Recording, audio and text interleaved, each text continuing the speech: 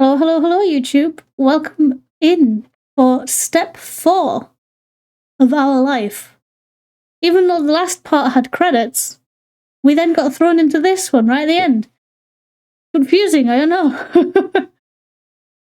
But what I assume happened is, I'm just assuming, but I think it's a case of this was added as a free update. Obviously before we played it, but obviously after the whole game came out. Meaning that the first 3 were the main game, and then there was a free update with step 4. Kind of confusing, but it's okay. We're fine. We've got it. And we're off on an adventure. I'm curious how it's going to turn out, because like for most of this, I've not had an idea of where this is going. So I'm curious what this plot for step 4 is. But let's get right into it. Ahem. And so your days growing up in the loving cradle of Sunset Burb came to an end. Ah, yeah, because we went to college, didn't we? College in a different state. God, I wish I'd known that. If Cove was staying there, we should have just stayed there, but rip, I guess. In the years that passed since graduation, you'd moved out of your childhood home and made your own way in the world. This is too real. You lived alone, lived with a pet, lived with pets, lived with Cove and his fish. Let's go. Lived with Cove, his fish, and the pet you picked. Lived with Cove, his fish, and the pets you picked. Wait, why is these two are the same but different? We're gonna pick a pet, but we're also gonna keep the fish. Let's go. And you worked at a fine company, had a business of your own. Co-owned a business with Cove. Oh my god. Hey, how you doing? Are you doing okay? Are you doing okay? Are you living up to your name? Had multiple ways of earning income. We're still focused on pursuing education. Oh, hello. Hi, Kazi. Welcome in. Thank you for startling me, you piece of poop.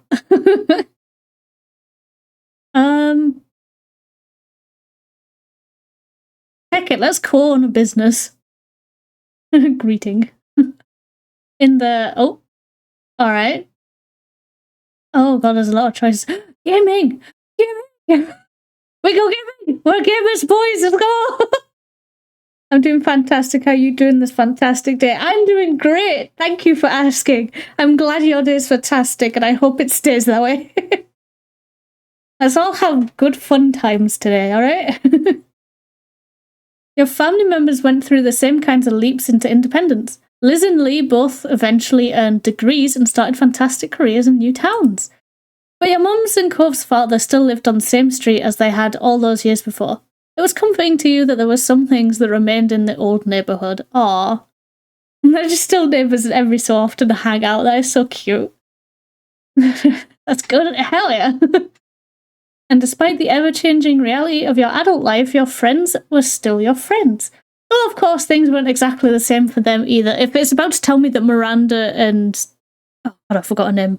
But if Miranda and the other lass are dating now, we called it. We literally called it. Very recently, Terry publicly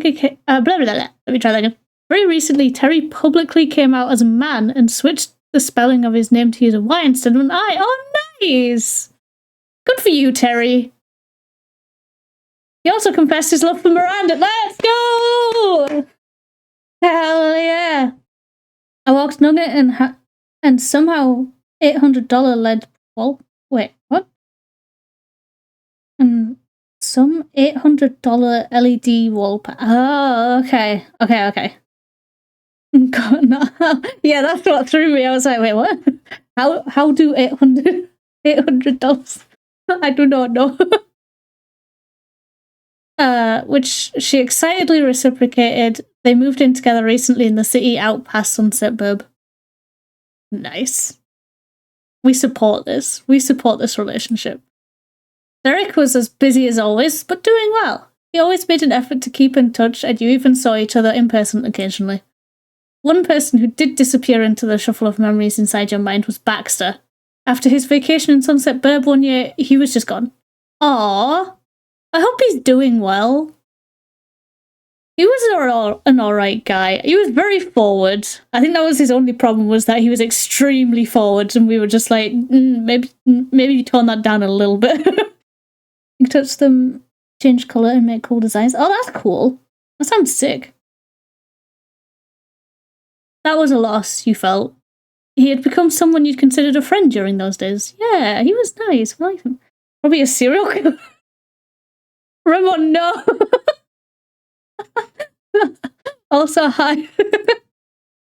And then there's what became with the sad little boy you grew up with, Cove Holden. The sad little boy. What a way to describe him. Also, you can add message and image on them. Oh, that's also cool. Holy shit. That sounds really neat. Your deep affection for him was something that continued to last unabated over the years. But hopefully you would commit to each other even more someday. You didn't want your relationship to change from what it was, and the two of you got engaged. He was your fiancé.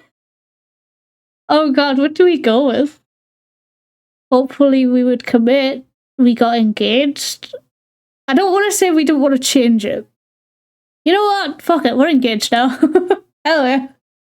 Now I got them saying fart because it's funny. Nice. That's excellent. Oh my god. The past years were certainly busy. You'll never forget the moment the love you had for one another was let out in the open. And the amount of times that he got a concussion. Even if we did fucking rewind them like the Flash. Give me a word to put on it. Also, how are you doing? I'm doing good, man. Put a word on it.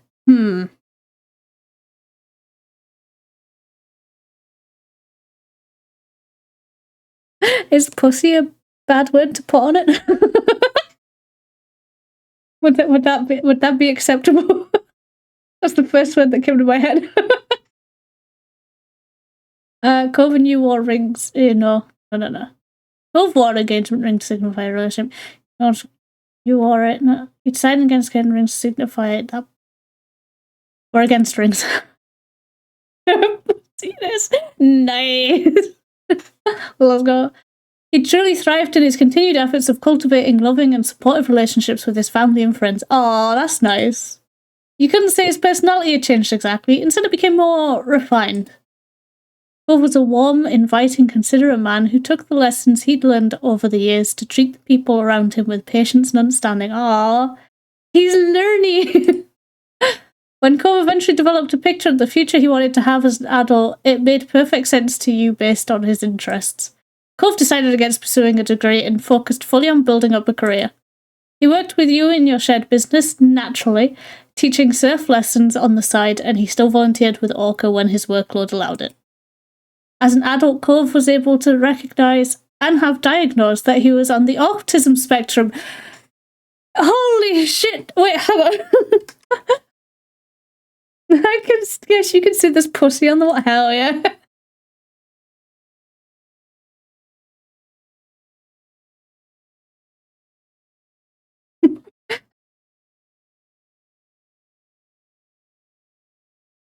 Right, okay, hold on.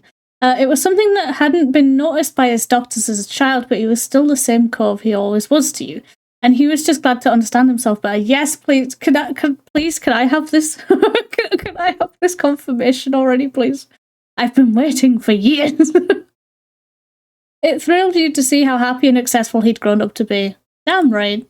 Supportive. I'm a supportive fiance, let's go. On the whole, life continued its steady beat forward, and you all went with it down the paths you chose. It was strange and wonderful. But no matter how old you got, how far you roamed, or how long you were away, the home you had in Sunset Burb still called you back eventually. Oh, this is a fancy-looking car, holy shit. Also, can we notice that the pictures seem more HD? Even just this one background looks a lot more HD than it did before. And that might... I don't know if it is the case or if they just refined the pictures for the latest steps.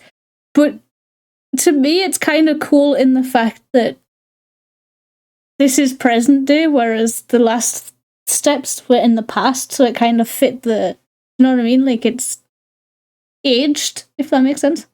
I kind of like it. It's kind of nice. Anyway, I'll stop rambling now. The car rumbled down the highway. You had started to zone out when a truck in the left lane loudly zoomed past. Oh, shit. Just startle me awake, why don't you? Your driver didn't remark on it, just like anything else this trip. You went back to staring out the window, letting the scenery pass you by. You did appreciate the spacious backseat of your ride. You hadn't known exactly when you would be coming in. You had decided to use a ride app rather than ask your mums to pick you up. A ride app? It's the British pronunciation of H. What do you mean? What did I do? What game this be? This is Our Life, Beginnings and Always. It's a really, really nice visual novel. And your actions have consequences. Like the 2 times that we gave Cope a concussion. It turned out to be a convenient choice. You looked forward to surprising your parents at the door. You smiled at the thought of their faces lighting up. Luckily, this hadn't been that big of a trip for you. You lived close enough that the travel hadn't turned into a big production. However, that didn't make the occasion mundane. Wait, so is Cove not here? So am I in an Uber right now? Is that what's happening? In English, please. That was in English. I'll type it in chat. If I can spell it. There you go. Also. Anyway. I guess we're not in the car with Cove. Unless it's about to just slap me and be like, joke's on you. Yes, you are. In even more English. Oi, bruv. Our life, beginnings and always, isn't it?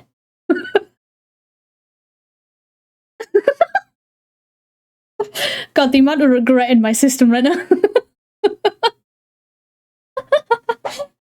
I regret. What's that? Don't worry about it. Once your mums had decided to have a modest celebration dinner for their anniversary. Unlike when you were growing up and they preferred not to make a big deal out of it, this year they were comfortable having a party. Yes, because it's more accepted now. Which is nice. In more English. No! No! I've been English enough. As time went on, they had found being the centre of attention easier to handle. You're happy to see it. Hell yeah. Nice. Hey, I caught the dog. What is that little picture? A rock. Why is it a rock? Did I catch it with a rock? Did I beat it up with a rock? What? In more English, I don't understand it. No! I refuse.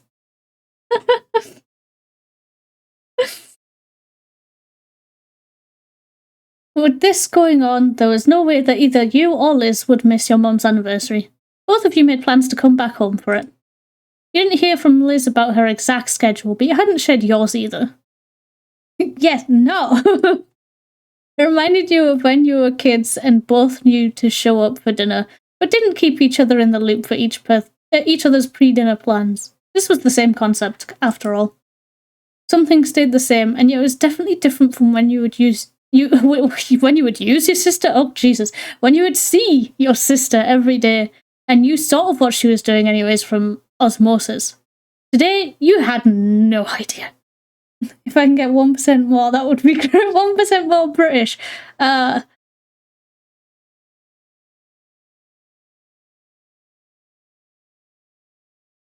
don't even know how to add more British to that than what I did. Not without wanting to gouge my tongue out of my mouth. Things were always changing.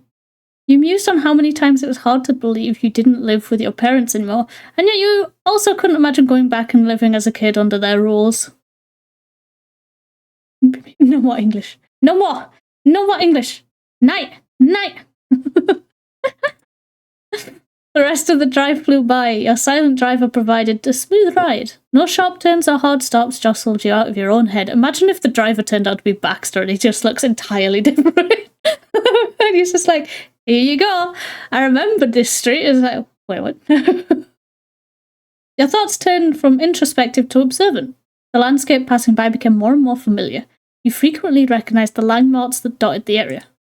A grin came to your face as you passed the now entering Signford Sunset Burb. Excitement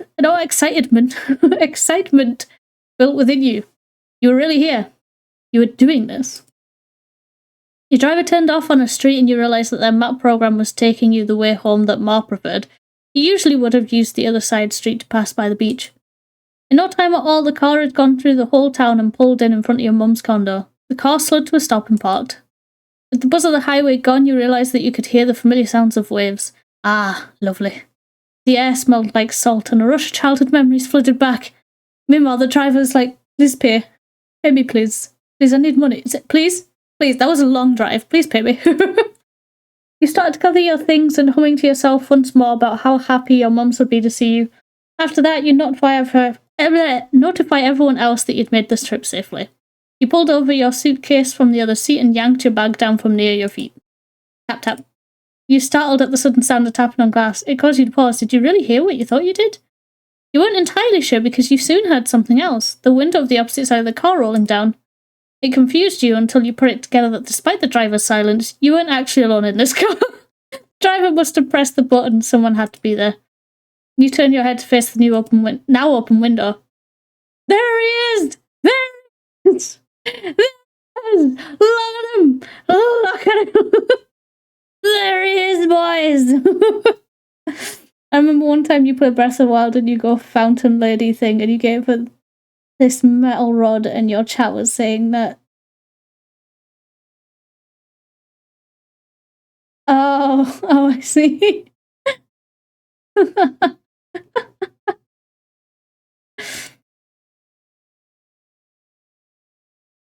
God damn. There he was, leaning his arms across the window, your fiancé Cove Holden. He beamed at you with one of his precious open smiles. He's so handsome, please. Shut through the heart. Okay. Hey, Saz. What a surprise this is. I didn't expect to see you in this neighborhood. Wait, could I just point out, this was very quick that he just looked outside and happened to see this car with me inside of it. I was one of those people you remember now? I remember you. I remember. I'll be honest, he doesn't look good to me anymore. Oh, really? What is it that's turned you away from him?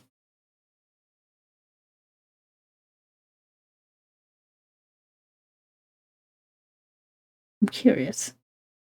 He was joking, of course, seeing your expression. He decided to push it further. Nice. Thank you. I appreciate it. It's not like I've been waiting for you out here all morning or anything. Bitch.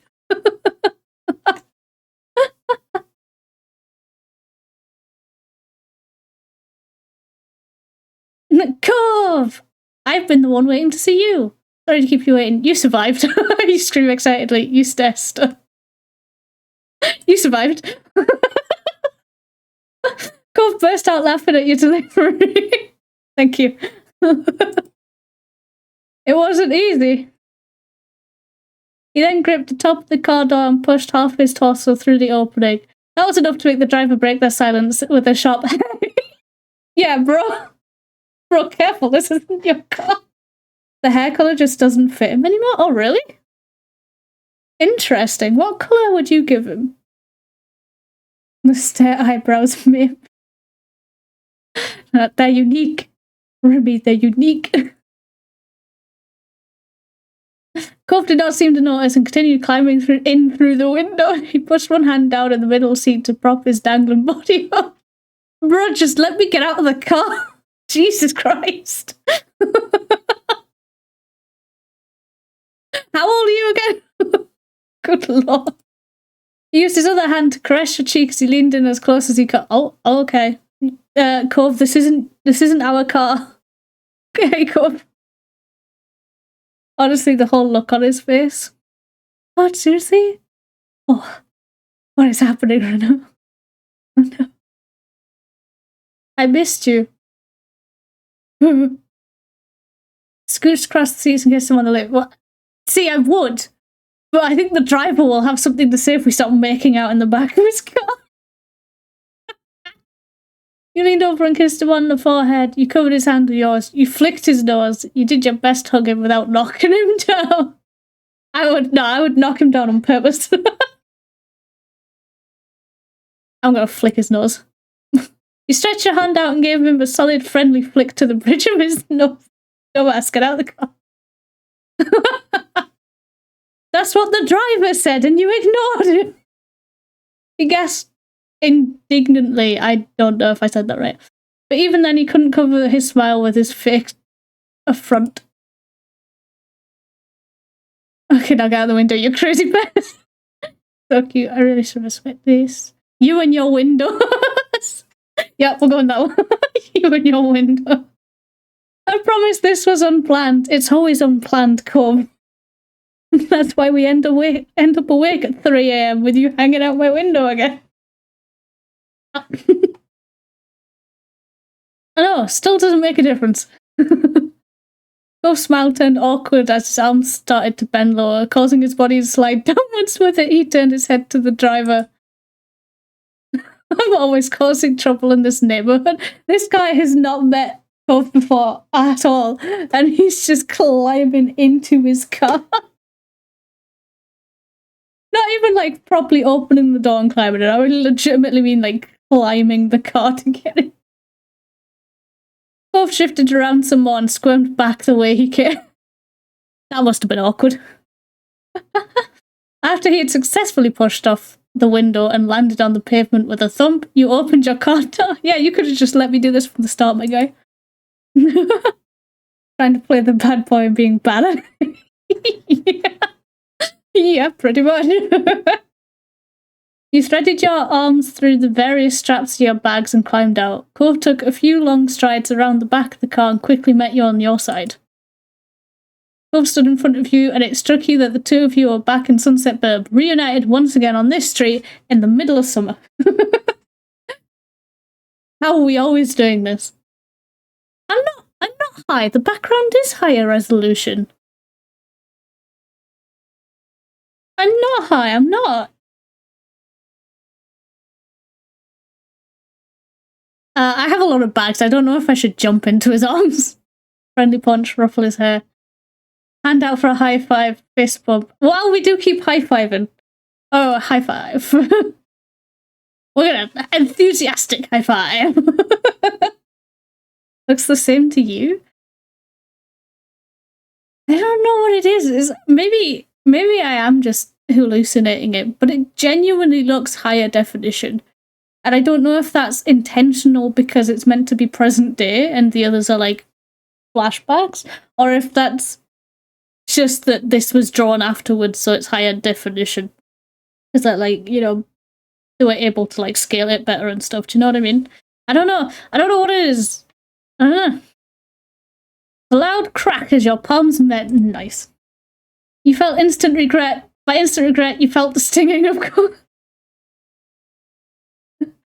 Howard, what's it?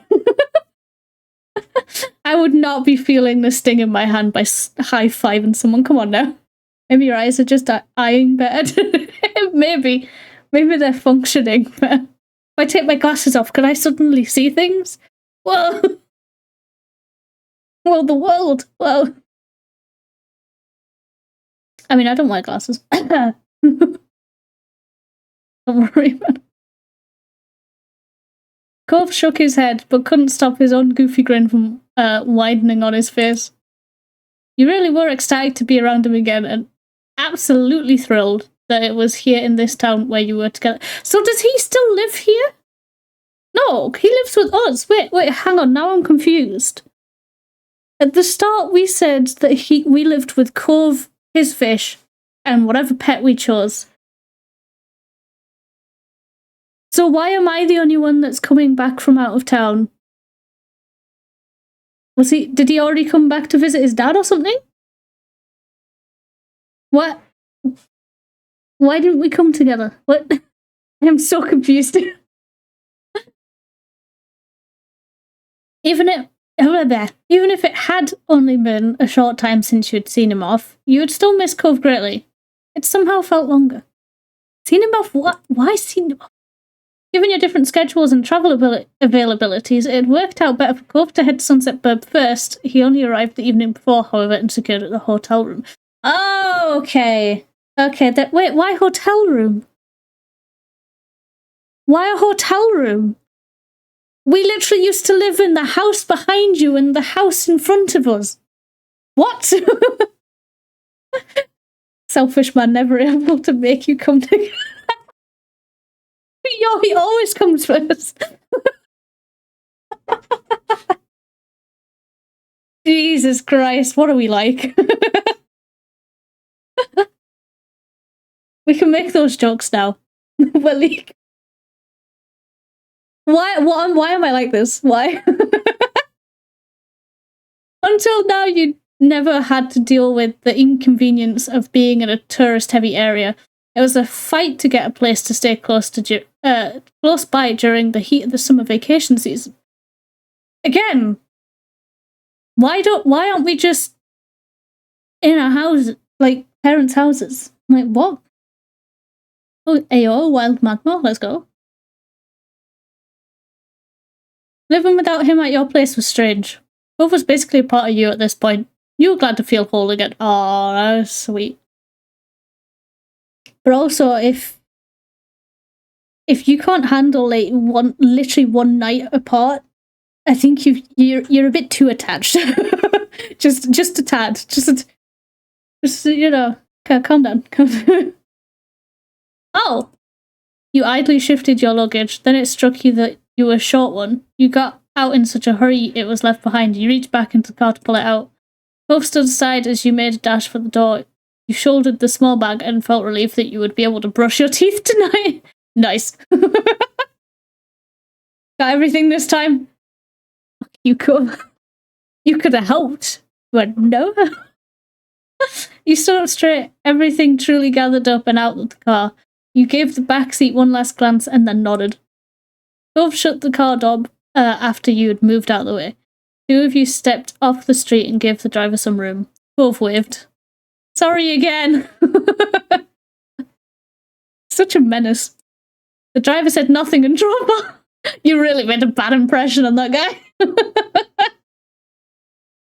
With the road clear, you let your gaze drift across the neighborhood that you'd always had known forever. It was such a small place to spend so many days. You were flooded with memories of going up and down the street during every stage of your life. Multiple times. And a lot of the times during the night when Cove came to crime. Being a little kid, following your big sister in the playground, becoming a teen and staying out later, and growing into an adult who left their parents' house behind to be independent. You could feel the summer sun on your skin from all the times you headed out to the beach. You saw the same surroundings that you as a young adult did when leaving home.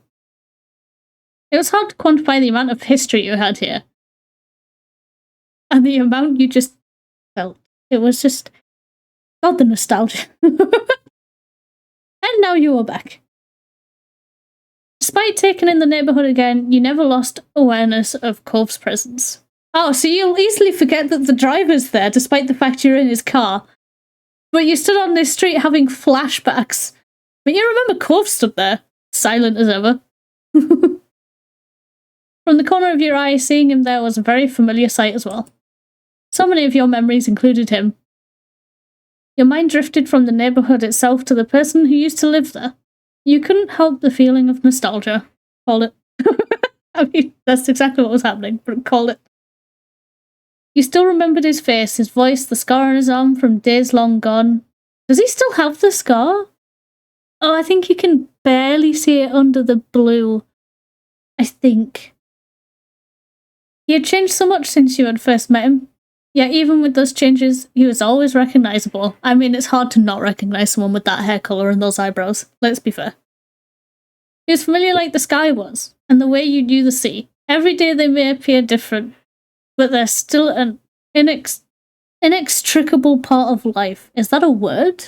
Wait, hold up, I need to Google that. Is that a word? Inextricable. Oh, Oh. Yeah, no, that's a word. I mean, I don't know why I'm questioning a visual novel on the words it has, but no, that's a word. It was the world, with the help of Mr. Holden and his ill-thought $20 bill, that brought you together to begin with. But the two of you had chosen each other. You had never let your interactions fade. You had decided to nurture your relationship into what it was. Nice. Pretty sure, yes. Yeah. It is, in fact, a word. I'd just legitimately never seen it before, so I was confused. And you would continue to keep Cove close in all the rest of your adult years. In before someone cheats. Anyway. It was the love of your life, your wonderful fiancé. The day when you would be officially married. Married? Jesus, send help. Officially married couldn't come soon enough. I think I'm trying to read too fast, and I don't know why I'm trying to read too fast. It's not like I have time limit. Anyway.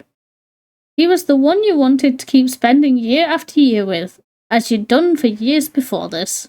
I like what. Is this like in real time? Are we just stood here in real time, just having all these thoughts while Cove is staring at us like, so are we going in now? Are we. Are we actually going inside?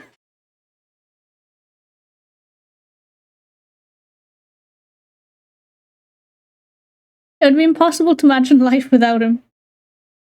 Cove noticed you staring at him after a while and smiled with his eyebrows rising in curiosity. He was very transparent in his question if there was something you wanted to say.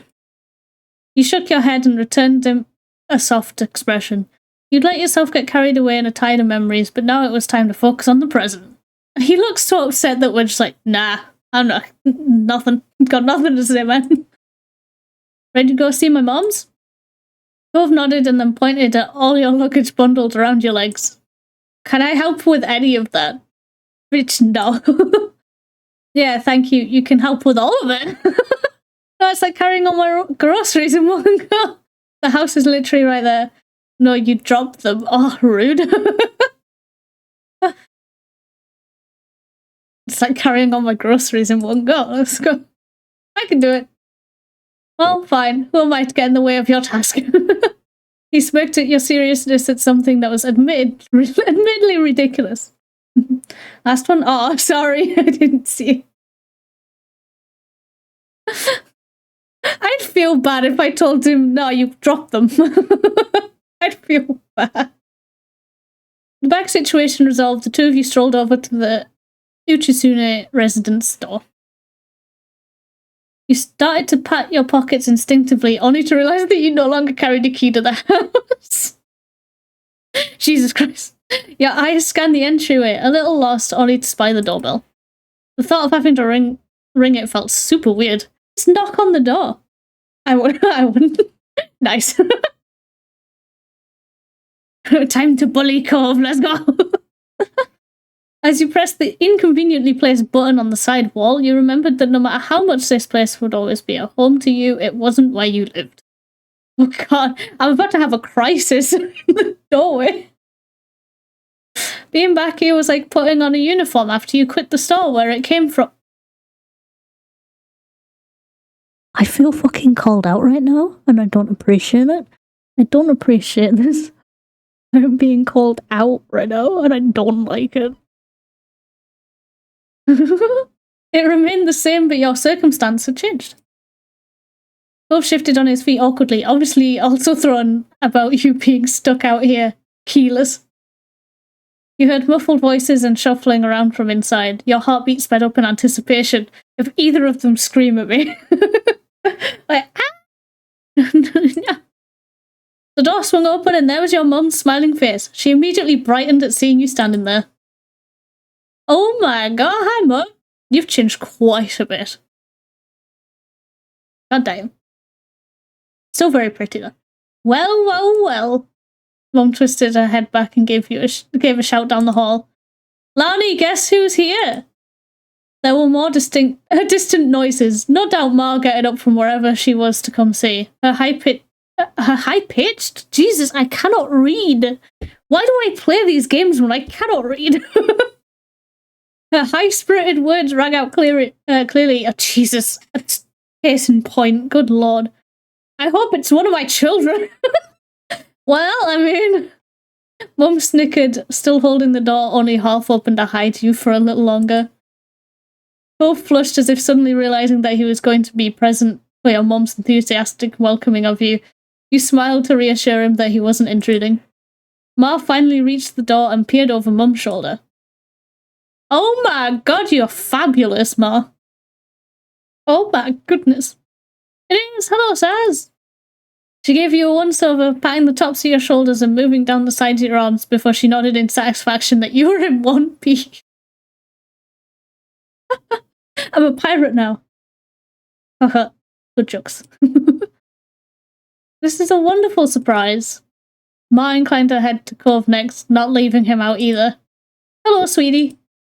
You count as one of my kids at this point anyways. I have double the surprise today. Hell yeah, let's go.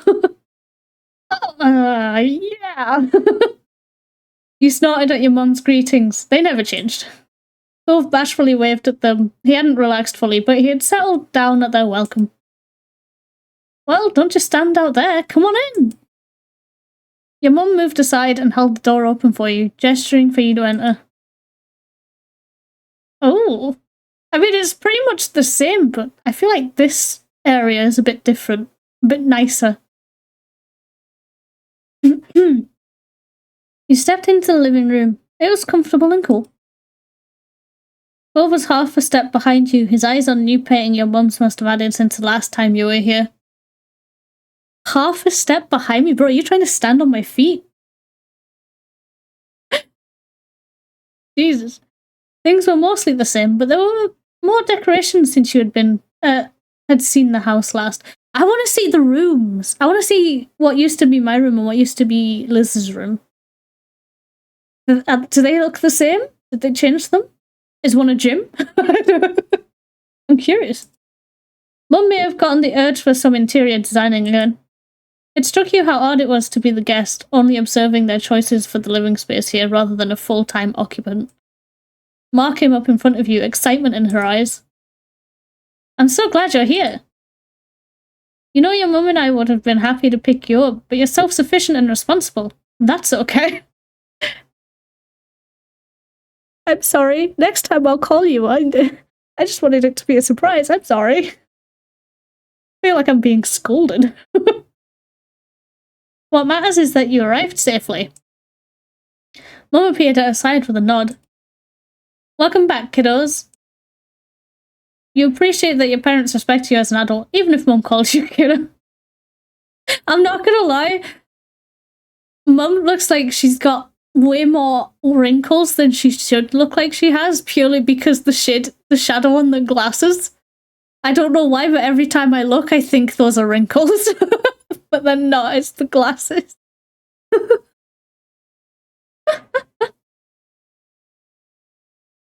You figured long ago that you'd always be her kiddo, no matter how grown you become. It was part of the whole parent-child deal with her. Hugged, grinned, took their hands, give them a thumbs up. Give them a hug! Hell yeah!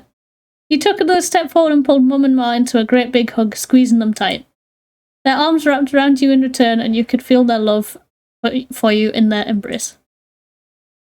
I'm happy to be here. Missed you both. It's so great to see you. I want to surprise you. I thought you deserved a little break after everything I put you through. Yup. You know, when growing up and all, it seemed best to let you off the hook for at least one day. Your joke made Ma shake her head. We're always happy to have you, Saz. Plus, there are some things you can never recover from, no matter how much time you give. We've scarred our parents, so no. It's always nice when I'm able to come by. Your mum's giggled, pleased. I hope you've both been doing well. Is everything set up for your anniversary dinner? We're happy to help if there's something we can do. We've been plenty fine. It's been a little quiet, but that's not a bad thing. Mum placed her arm around Ma's shoulder and gave her a side hug. We're just planning to eat at the Cypress. Nothing fancy. Which is kind of funny thing to say about pretty fancy country club. The biggest issue has been just making sure everyone could make it for today. Speaking of which, Liz will be arriving tonight. We're planning on picking her up later. I guess Liz Liz isn't as grown up as Sans. Hell yeah! Slander, slander, slander, slander. Mum snickered at her own joke and Ma lightly elbowed her with a barely hidden grin. As I was saying, we could drop you off wherever you're staying if you don't mind waiting for that. I'm sorry there's not space for you in the house. It's gotten crowded in those old rooms since you and Liz moved out. I don't know where all this stuff keeps coming from. I see our rooms have become storage closets. Sure you don't, Pam. It's okay, Cove already has a hotel room I'm gonna be staying in anyway.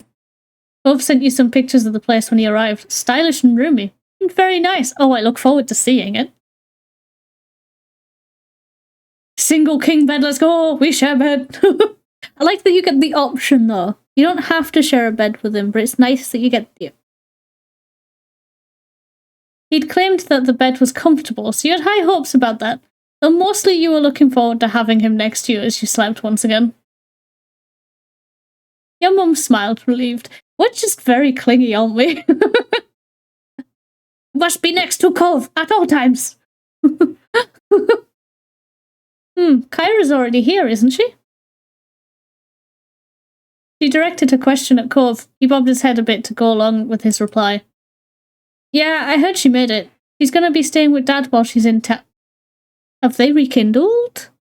Have they rekindled, or are they just good friends now? Oh my god. Have you gone over and said hello yet? Cove chuckled self-consciously, and this time he shook his head. He raised an eyebrow since you had figured he would have taken the chance while waiting for you. Not yet, but I should go do that now. I just wanted Saz to be there too. He caught your eyes with an adoring smile. Oh, okay, you sap. Mum laughed at that, no doubt thinking that Cove was sweet but ridiculous. Yo. Slander, slander, slander. It's nice to know your priorities. Yeah. Cove awkwardly rubbed his arm and shifted on his feet, looking all too much like he did as a kid. That's kind of awkward. Says, do you want to go over to my house now? That's a good idea. We won't be leaving till late evening. You heard Ma. Let's go see your parents. I'm leaving my bags here. In this house we love the slander. Damn right we do. Bob perked back up, excited once more. We'll keep an eye on your things while you're out. There's no reason to be carrying all that around. Oh, thanks, Mum. You set down your bags in the living room, tucked into a corner where they wouldn't be in the way. Cove helped. Your mums waved the two of you off as you walked back to the entranceway. That was the quickest visit, I think, ever. We literally went in. Hi, how you doing? Oh, I'm good. Oh, that's great. You seen his parents yet? No. All right, we'll see you. Go talk to them. Bye now. Bye. Bye. Okay, bye. Thanks. See you soon. You waved back and opened the front door for Cove. With that, you were on your way to see Cove's family next. This trip put a special little pep in Cove's steps as you crossed the street to his dad's house together. Your spirits were equally high. Doing this, you felt like a teen again. You had known Cove's parents for a long time now. When it came to what you called his dad, stuck with the familiar classic Mr. Holden, you switched back to saying Cove's dad. You were on first-name basis with Cliff. You'd been waiting for the right time to call him dad. You felt that could be... We get to call him dad. We're calling him dad. We're calling him dad. I don't care. I don't care. We're calling him dad. For his mum, you on first-name basis, Kyra. You called her Mum 3. A Mum 3 in a non-serious way. You'd been waiting for the right time to call her Mum. But I already have Mum.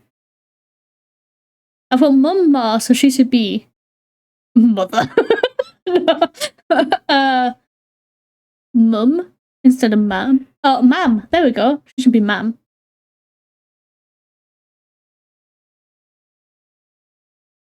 I'm gonna go with Mum 3. I don't like the idea of calling her Mum, but like in a serious way, because I already have Mum.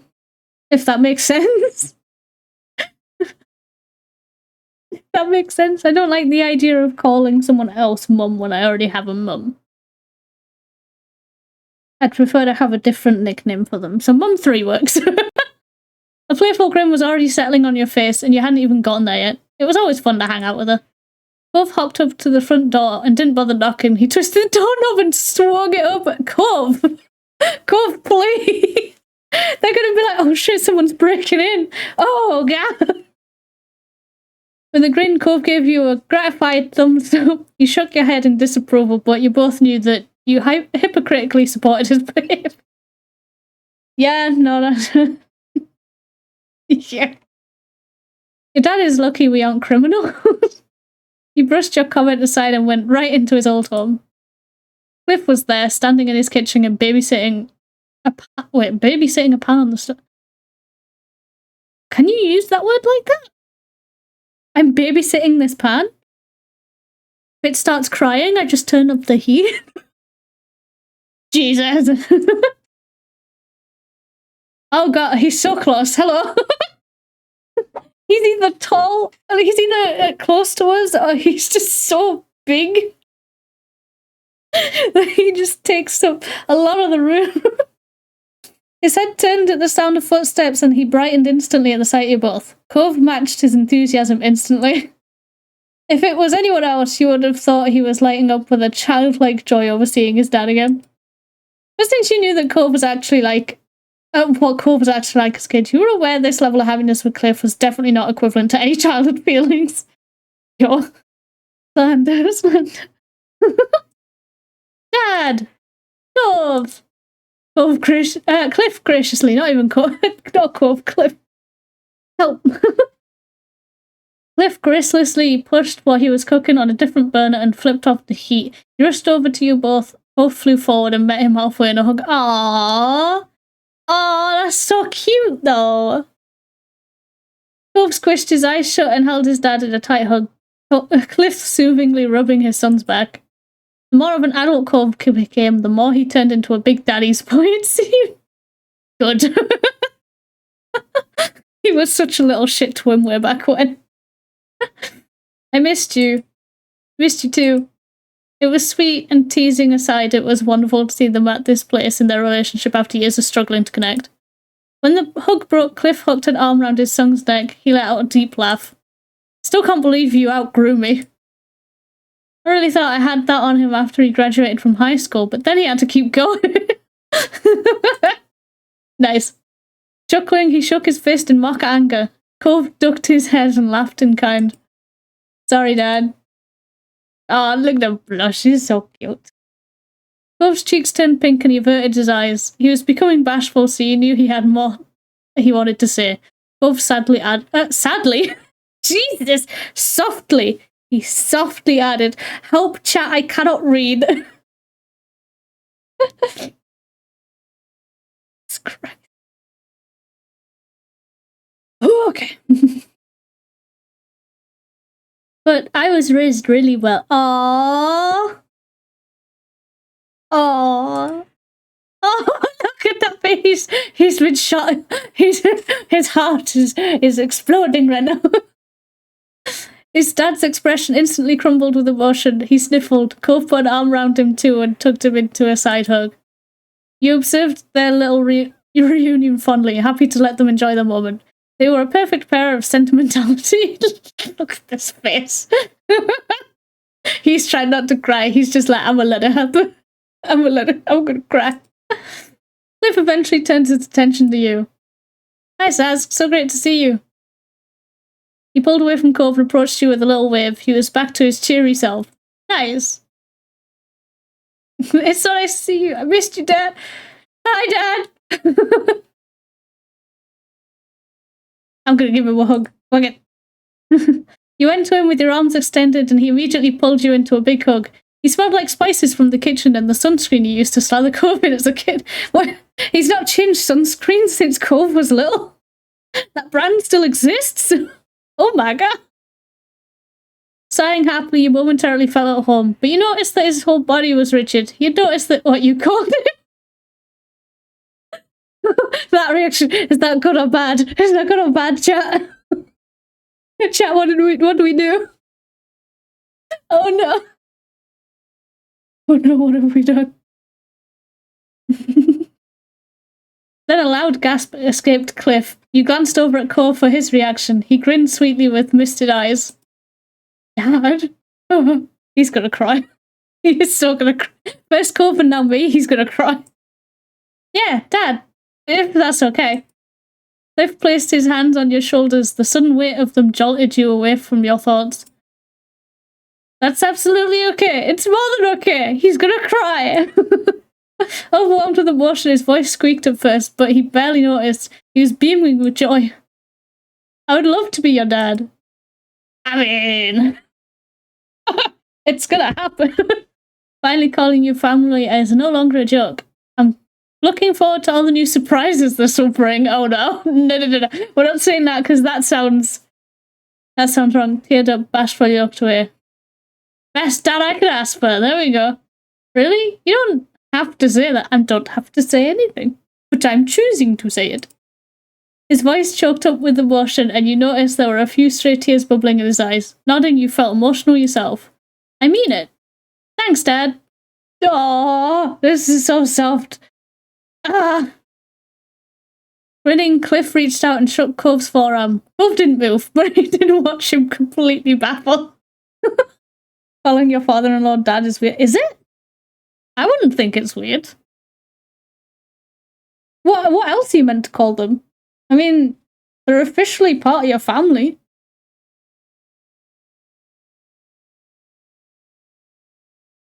Did you hear that, bud? I'm Dad now. Their name? Nah, that'd be so uncomfortable though. Like, yo, Chris, how you doing? Hey, what's up? Nah. But hey, Dad. That's fine. Nah, I disagree with that. Maybe it's because we were raised different, but I don't know. But yeah. Calling them by their name is uncomfortable. I think I would end up I would do what the main character just did, and I would call him Mr. Holden until I could then call him Dad.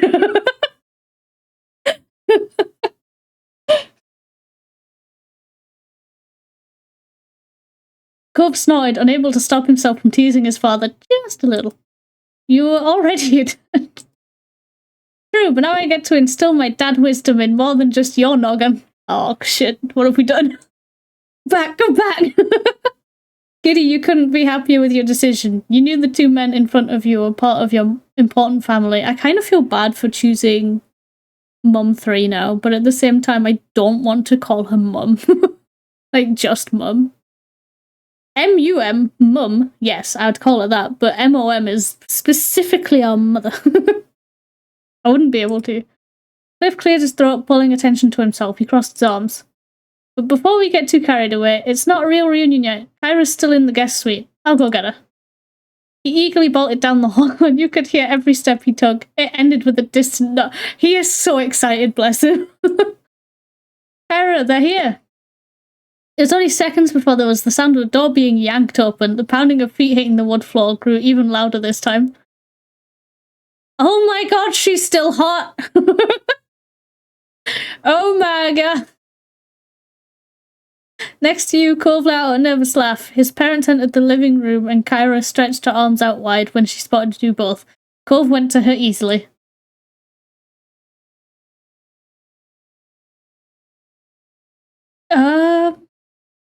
Big hug. Just went in for the hug. Big hug. Let's go.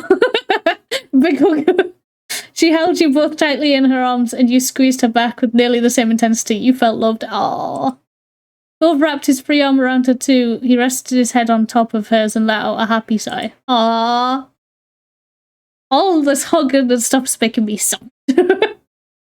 After a moment, Kyra let go and pulled back to get a better look at your faces. She surveyed every inch of them and appeared satisfied.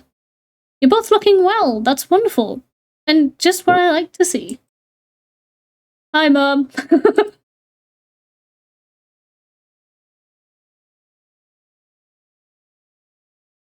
Insane. Thank you. Thanks, Mum 3. You look great, Mum 3. Welcome back, Mum 3. I missed you, Mum 3.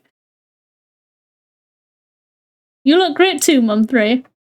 One day soon, I'll let you in on my secret. Hell yeah. Kyra winked, and you had zero doubts that she held precious knowledge to look in your best. She was stunning every time you saw her.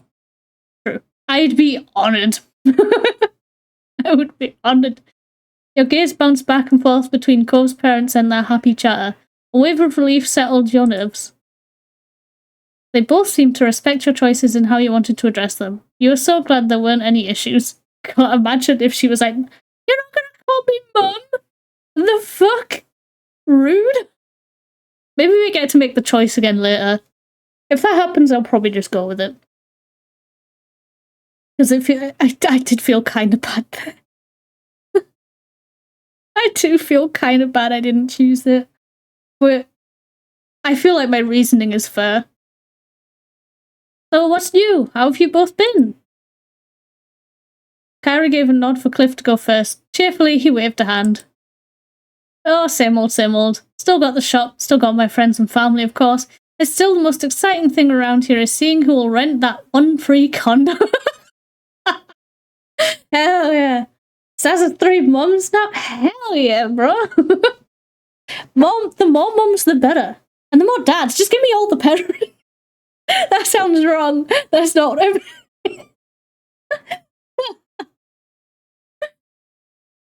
Just affection. Give. Ooh, a whole legend chat. Let's go. Let's go. Shh. You didn't see anything. Shh. This weird to me. Calling someone not your parent, mom, or dad would be super weird and uncomfortable. Yeah, I can understand that some people would probably think that, but I wouldn't be able to call them by their first name. I don't think, unless I'd known them for years. Like I still struggle to call my friends' parents by their name, and I've known them for like 15 years.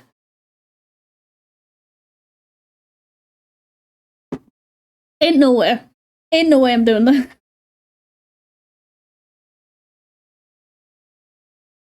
Incredible, I always knew you were such a snot.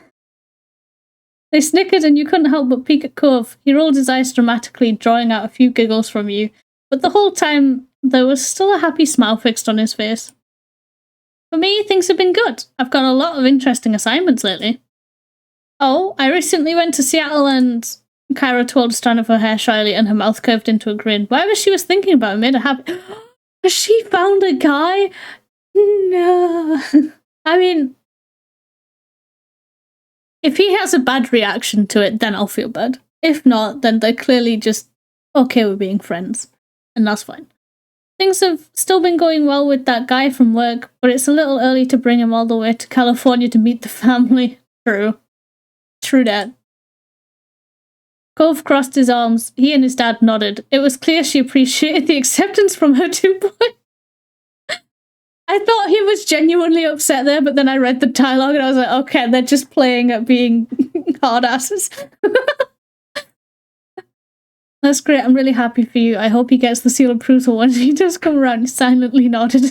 Yeah, I'm just going to nod along. Yeah, I'm part of the crew. Let's go. 3 identical nods across the board. I forgot to turn that light on. Hang on, I'll be 2 seconds.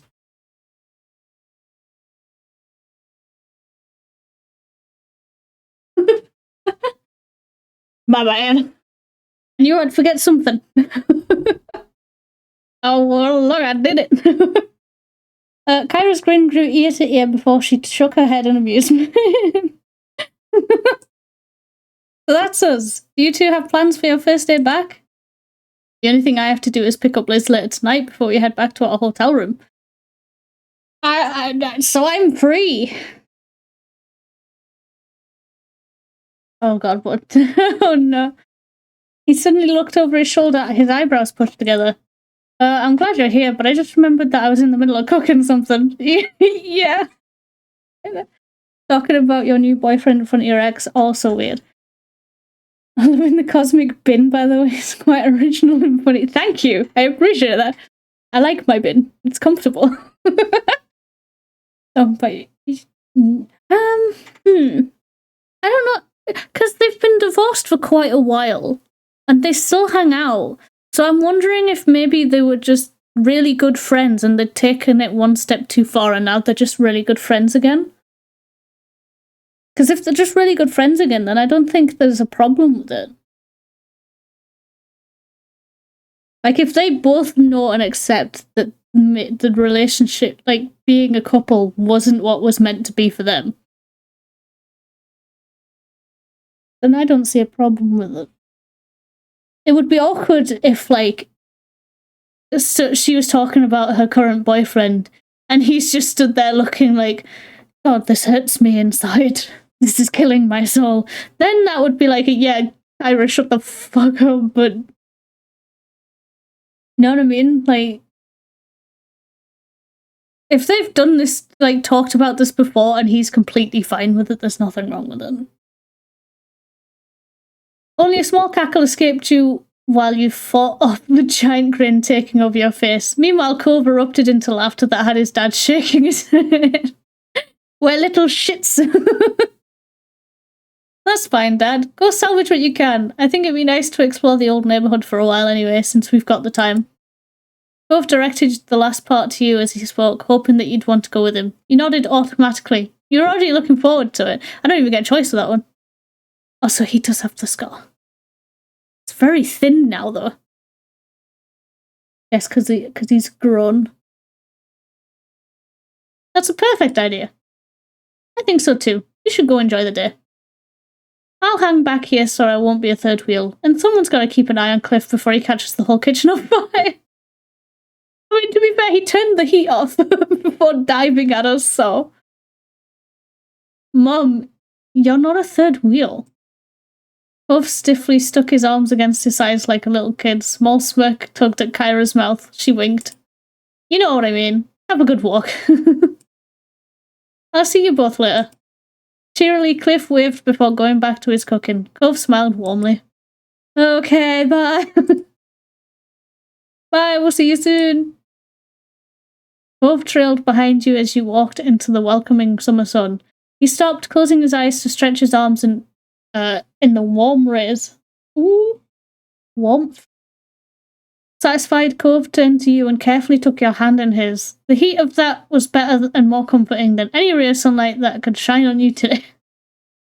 Such a sap! God! Stepping closer, you squeeze his hand, your mouth curved into a playful smile. Let's get out of here. Let's go!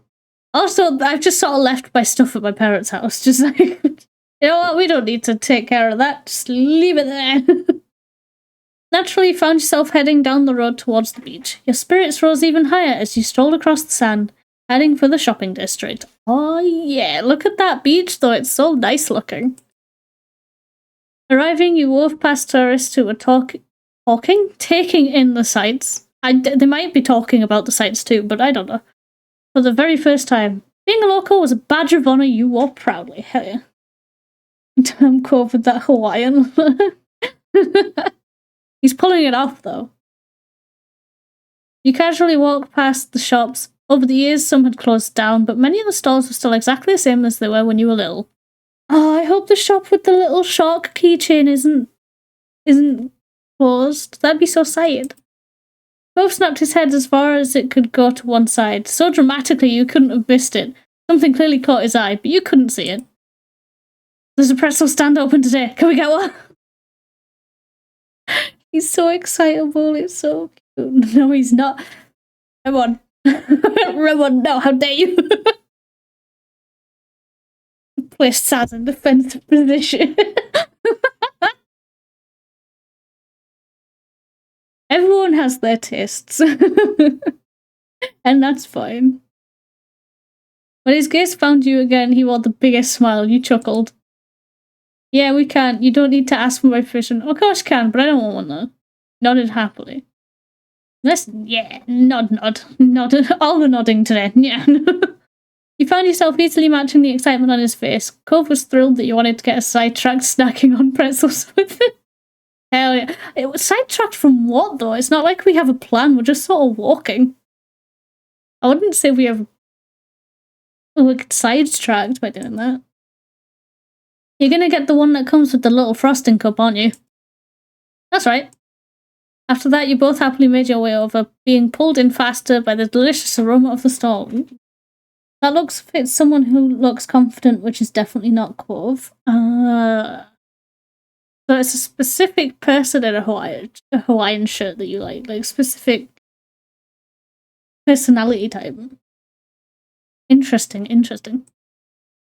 With that, you changed course to the pretzel stand for a snack break. Cove was very pleased by the morsel he picked up, and that was good to see. Oh, I don't even get to pick my pretzel? Yo, 0 out of 10. The sun arced across the sky as you went up and down the road as a pair. By the time you returned to the beach, the day was beginning to fade into night. It was time to get back to go to the hotel and grab Liz. Cove kicked his shoes off, tossing them into the sand. He wanted to get his feet wet in the waves as fast as possible. Yeah, there's our mermaid boy. Join him. In seconds, you had your feet free and your shoes abandoned in the sand. You kept going until you were ankle deep in the water. Both sighed contently. You followed his line of sight to the setting sun, painting the sky with hues of orange and pink. Really feels like summer now. You wore a bent smile when he turned to you. The light illuminated like a halo behind him, and the sun. The sight took your breath away, not the sun. I mean, the sun could if you got close enough, but it's In fact, it's hard to think of anything that feels more perfectly summer than moments exactly like this. Being here at the sunset in Sunset Burb with you. Daw. I'm so glad we were able to come visit. I do like our living situation now over just being neighbours, but still. You hummed in agreement. We could just move to Sunset Burb. I mean, there's literally a house down the road from our parents that is free. Your heart fluttered at the moment you met Cove's eye. Your mouth lifted into a pleased smile. I'm happy too. Of course, we would have ended up like this again sooner or later. This is a wonderful day. I guess it's not so bad being back in the old neighborhood. You didn't have to say anything.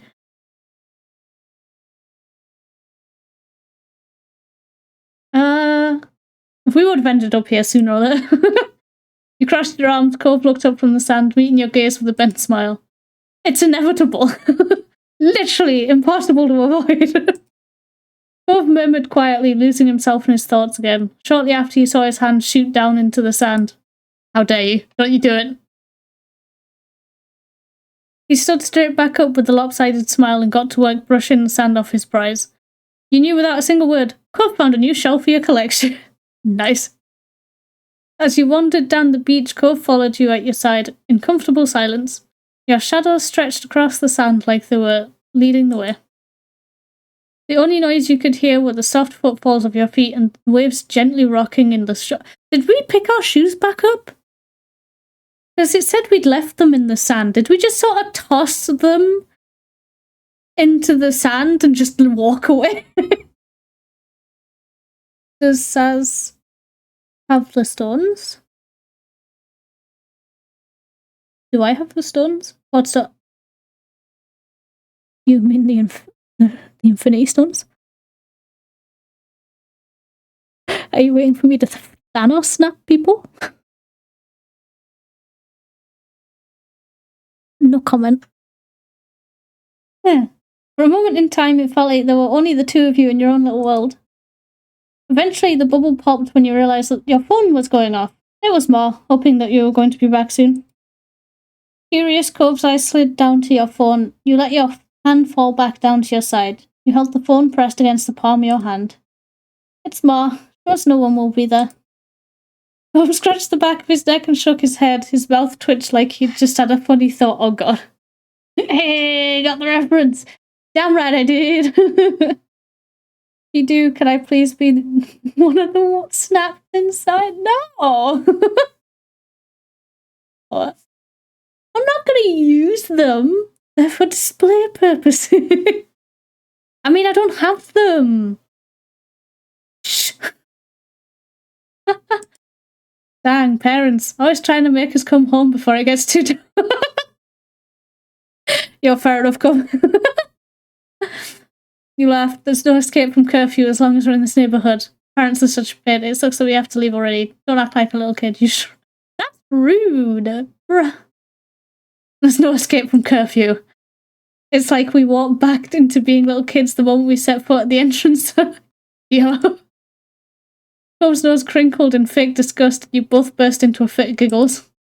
It's nice not to have to worry about bills again. I had to make it real. Sometimes. After one last glance, you put your phone away again. Cove gave a small shrug. Ready? Yup. Let's go. Together, you left the beach feeling the call of home pulling you forward.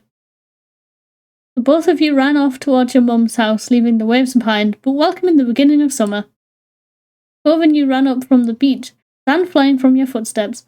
Cove made it to the road first, but you managed to catch up to him by the time you reached the house. It wasn't exactly a race, and yet it also wasn't not a competition. Both of you were laughing by the time you bumbled through your old front door together. You inhaled deeply and shouted loud enough to be heard anywhere in the house. Oh, Jesus Christ. We're here! Your mums were seated in the living room. Their eyes sparkled as they locked on you and your light dusting of sand. Welcome home. Mum leaned forward, eyebrows raised at your jubilant entrance. Ma sighed wistfully. That brings back memories. Both chuckled shyly as he scratched the back of his head. I hope we're not too late. Nope, you're just in time. But you better start packing it up. Liz will be waiting. Ma nodded as she stood up from her seat. She lightly ran her fingers over her clothes to soothe out the wrinkles. It took you a second to remember where you had put your stuff. You needed to get it all in the car so you could get everything back to your hotel. Can I help? You shrugged and directed him to your bags. With Cove, your mums, and yourself on the job, it only took one trip to the car to get everything. Cove firmly closed the trunk and you thanked everyone for the assistance. Of course, kiddo. Come along, my family, let's get in the car. I love how she said that. She gave Cove a special look to make it clear that meant him. Nice brown leather seats. Very fancy in here. Cove climbed into the back seat with a decidedly touched expression on his face. You got in on the other side. You'd have the power to basically alter the very foundations of reality and not use them. My PS meter just exploded. Well, they'd be there for, just in case. But they're just very pretty stones, okay? Jeez. I was thinking of turning them into LED lights.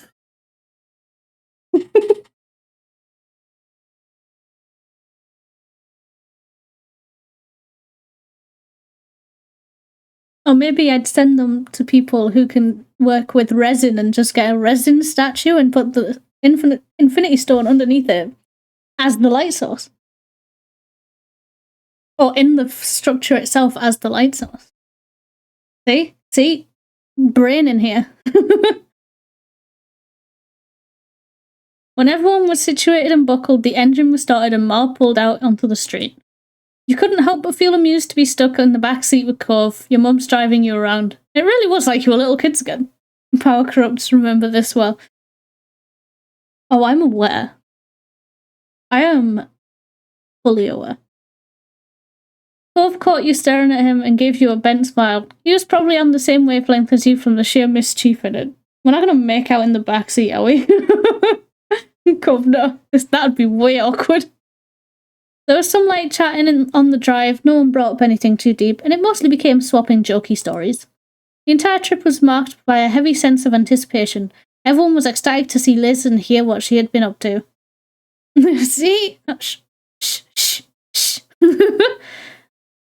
When you neared the airport, Mum pulled out her phone to call Liz. Ma followed the signs to the correct pickup area and asked for you to shout if you saw your sister. Yeah, Liz, we're waiting at Wing B. There's a blue sign that says North America. Tell her that we're right in front of the building with blue windows. She says she's outside, right by the yellow truck. I see at least 3 yellow trucks. I think they're doing work at the airport. The back and forth continued with Ma driving around the wide circular airport road while Mum attempted coordination between her and Liz's location. Aha! You leaned forward, peering out the front of the car. A tall, poised silhouette pulled a pale purple roll-along suitcase behind her. It was definitely Liz. Let's go, let's see Liz! I want to see! Show us Liz! She waved to the car. Ma parked along the sidewalk next to her. Mum put her phone away with a cheer. Mission accomplished, team! Ma excitedly reached over to grasp Mum's raised hand, thrilled that both of her kids were back. That's right. Liz came closer and yanked open the back door beside her. She popped her head into the car, her smile ornery, despite how tired she appeared. It must have been a long trip for her, yet her expression was that same similar smirk that you had grown up with. Oh, damn. Yep, she grew up pretty, just like I thought. Hello, children. I'm back.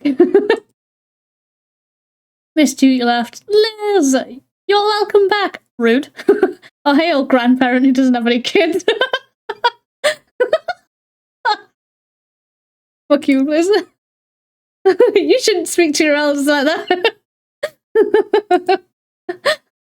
Smiled at her, reached over and hugged her, poked her in the cheek, took hold of her hand, shook your head. Give her a hug. You quickly unbuckled and then launched yourself at your sister. She wrapped her arms around you and squeezed. Well, hi to you too, kiddo. Oh gosh, she's picked it up from Mum. Hello, sweetie. It's so nice that you're here. Hi, Elizabeth. The fact that it's in italics as well. He jokingly huffed her. We're not children. Whatever you say, baby boy. Oh god, don't call him that. Yo, that's awkward. Don't call him that. She turned her gaze back to Mum and Ma. You really know how to make someone feel appreciated. Her spirits were high. You could tell she was just as happy to be here as everyone was to see her. She left the door open but ducked out to walk around the back of the car. She opened the trunk and lifted her luggage in. I'm going to move your junk, Saz. Oh, don't throw it onto the road, please. I'll keep it in front of my bag so you can get it later. Ma's dropping you off first, right? Yes, but that's not junk. It's important. It is important, I'll have you know.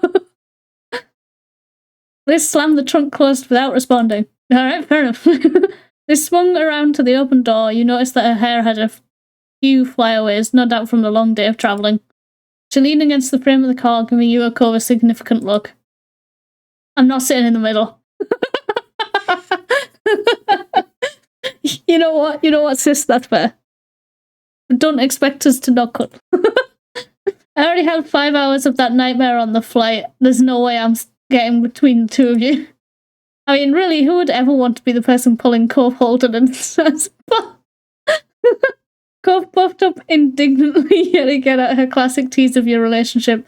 This continued along like she didn't know it. I don't care how you decide who's scooting. I figure you can figure it out somehow. Cove glanced over at you and shrugged. He unbuckled his seatbelt and moved to the middle. I guess I'll always have a bossy big sister. Sorry you're always in the middle, Cove. Some people just must get their way. Good job, I wasn't moving. Thanks, Cove. No problem. I'm almost disappointed it was so easy. I mean it when I said we weren't children anymore. It's just the middle seat. Liz shrugged, not losing any of her smugness. Keep telling yourself that, and I'll keep taking the window seat. With the window seat open, Liz squished herself into the car and shut the door. When everyone was settled, Mal began to pull out. Did we have seatbelts on? I assume I have seatbelt on because I'm pretty sure I put it on when we first got in the car. But Cove just moved, and Liz just got in. Did we wait for them to put seatbelt on? did we seatbelt check? We're off. Liz crossed her legs, compacting herself slightly. She braced most of her weight on the door behind her instead of sitting up straight. It gave her a little more room. Hopefully we finished the journey. This car is almost as old as we are. And it's still just as good as you are. Oh, slander. All the complaining definitely means Liz is back. We're equivalent to this junker? Hey, I love this old car. Apparently watched what was happening outside the window. I'm just distracted by what's outside the window, to be honest with you. You saw a plane arriving out in the distance. You wondered where it had come from and imagined what all its passengers were here for. Mum turned up the radio as Ma merged into the highway. The station was familiar, the normal soundtrack for when she had driven you and Liz around town. Oh yeah! Kids Bop, let's go! Liz bounced in her seat, enjoying the classic tune. The song would be old enough to vote at this point if it was a person. That was hard to believe. Stop. Stop. No. No. I'm having a crisis. With Liz, the conversation lampered up despite it getting later and later into the night. She told you all about her week and all the travel preparation she made. By the time she'd made it to the actual tale of travel itself, Liz started chuckling. On the plane, Liz had sat next to a couple of girls who had talked a lot about how well they could read people. Liz recounted their conversation with her in hilarious detail, as they had apparently tried to guess her occupation after only shaking her hand. Neither of the girls could agree with one another, and Liz had refused to just tell them. However, the drive to your hotel was only so long. Eventually, your group arrived. You yawned and got out of the car when it stopped. I was just like, can't be. I need to go to bed. Both calmed out after you. Liz gave a loud sigh of relief at all the extra space she found herself with. She just puts her legs up. You and Cove grabbed the luggage, and then you waved off your family after you said your goodbyes. After they left, you and Cove went to go find your room. Oh, damn, this is a nice room.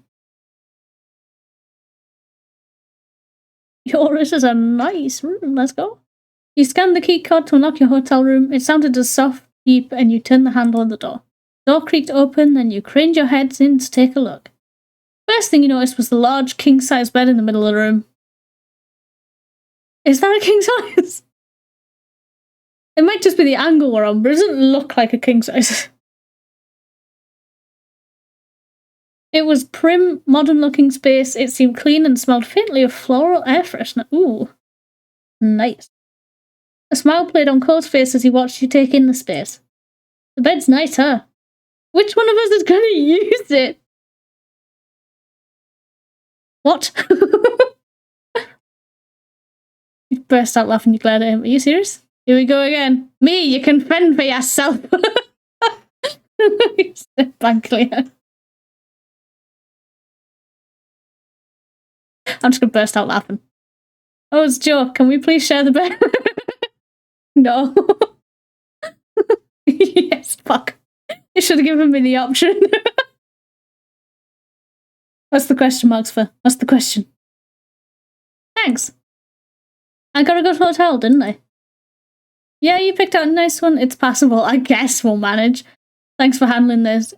I'd say it's nice. It's the same hotel I would have picked on my own. It makes sense you'd go for this one. It looks like your room at Kyra's place. You nodded wordlessly in approval. You picked a nice one. Give him some praise. Cove smiled like a big, pleased puppy.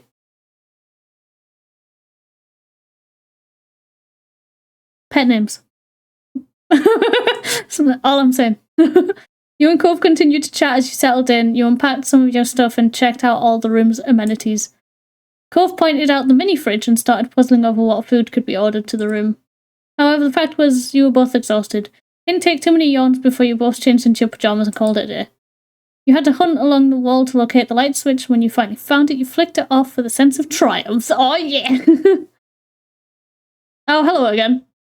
You turned your head over to Cove, who stood behind you in his pajamas. He was cozy and comfortable, but the pieces didn't match. He never minded that. Yeah, no, that tracks. We should get some sleep. Cove smiled, a soft expression that was horrible. Okay, let's go to sleep. Despite saying that it was bedtime, Cove took a step towards you. He wrapped his arms around your back and you leaned into his embrace.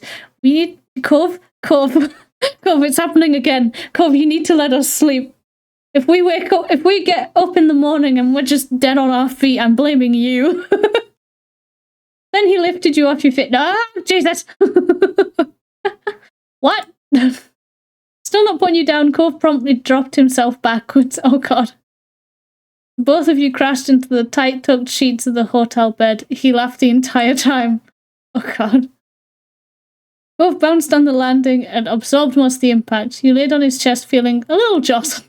Yeah, I mean, that came out of fucking nowhere, bro. You giggled alongside him. You're an absolute madman. You could have warned me. That was scary. Let's do it again. So I just showed. You're an absolute madman. You shook your head jokingly. His laughter turned into a snort. He smiled up at the ceiling, a thought clearly crystallizing. My dad used to do that kind of thing to me when I was little. Sort of. And now it's awkward.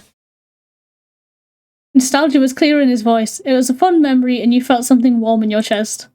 You made a small noise of understanding that turned into a yawn. When Cove yawned in return, you pulled the sheets until you were actually under the blanket. Wait, where did he flop down, and how tall is he if we're pulling the blankets up even though we haven't moved? Unless he probably, like, he was stood on the end and he probably launched us backwards. I don't know how we're doing this. Good night, Cove. Night. Don't let the bed put flight. Sweet dreams. Stuck your tongue out at him playfully.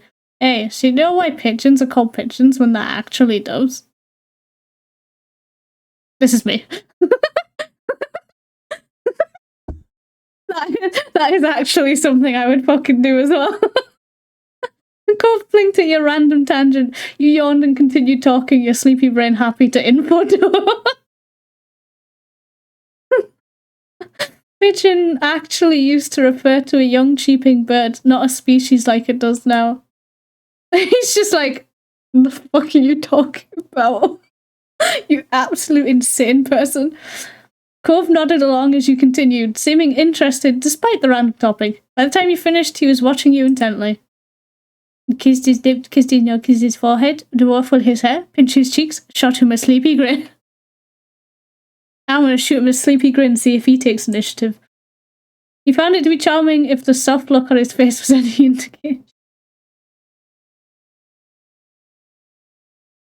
Oh. Have a happy lurk. Enjoy the comfy experience. Look at his face, he's so cute. Eek. Cove wrapped his arms around you and snuggled next to you. He let out a contented breath. You reached out to hold Cove under one arm and then used your other hand to comb through his hair. The two of you relaxed into one another, and you knew neither of you would want to be anywhere else. Can't believe we're really here. What, in a hotel room? You and Liz and everyone else are going to be here in Sunset Burb again. We don't live in Sunset Burb. You're also here. You're also back. I was staring at all the scenery going by while we were driving here, and it honestly felt like we never left. He ran a hand down his face.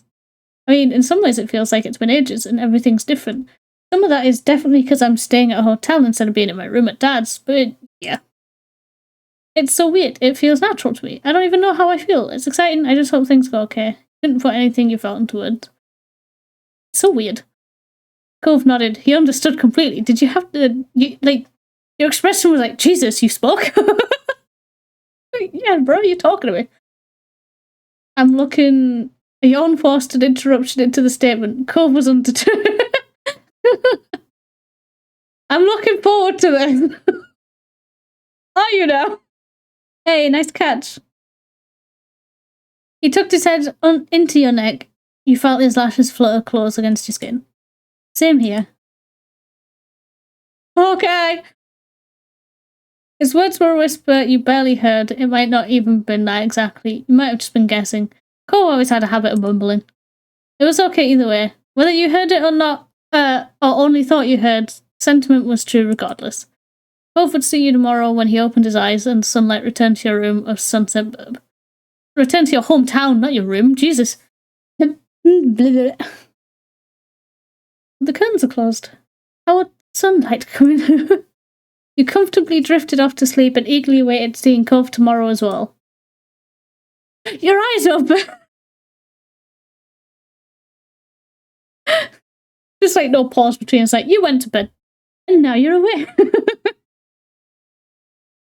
Your eyes gently opened to see a dim, unfamiliar ceiling. You recalled where you were. A hotel room. I was waiting for us to just freak out. Be like, where are we? Where are we? What's happening? Dear Christ. Yawning, your muscles felt relaxed and warm enough that sleep threatened to pull you under again. Morning. No, fuck off. I'm going back to sleep. Cove's voice brought you back to consciousness. The heat made sense now. You knew the comfortable weight against you was your fiancé. His arm was draped around you and his fingers were lightly drawing shapes on your pajamas. You twisted over to face him fully. Morning. Did you sleep well? I did. The expression on his face softened with content sigh. You felt his index finger lightly trace the shape of a hot... You fucking Sam. There's nothing but good dreams when you're a rat. I reiterate. Tap. Squeezed him adoringly in your arms, snuggled against his chest, played with his head dorsally. Gently you kissed him with a soft breath. He slipped out of bed to start the day. I'll just play with his hair. I'm too sleepy for anything else. Play with his hair. You braid your fingers into his many strands of pale green hair, fluttering his eyes shut. Cove mumbled in satisfaction when you gave his scalp a small scratch. He's a puppy. Oh my god, he's a legitimate puppy. As you combed through, your smile softened. You admired the way his silky hair curled around your fingertips. Neither of you were making any moves to get up and actually start the day. It was sweet and comfortable to be wrapped up in Cove. You could indulge just a little while longer. Eventually, enough time flew by that there were really weren't any minutes to spare. I can...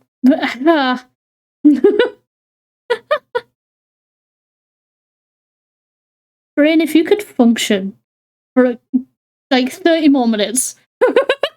At least, please let me get into this chapter before you absolutely die on me. There were too many people waiting, so you both crawled out of the sheath together. Standing up, Cove took a few seconds to stretch. He glanced over at you with an animated expression. I mean, he does blink, so is that classed as animated? That's animated, right? Oh, my blinder's making so much noise. Jesus Christ, calm down. I'm really looking forward to your mum's anniversary dinner tonight. It's gonna be fun. Oh, is it though? I think so too. This whole trip is great, actually. Being here with everybody is like having another chance at being a kid. We can do all the stuff we used to, and all the things we never did but wanted to. Like drink alcohol. Oh yeah.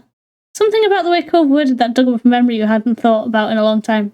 First time you met his dad, and the money he offered you. I swear to God, we dealt with this in the last chapter. I literally went, it's too late now. If he was going to find out, he was going to find out.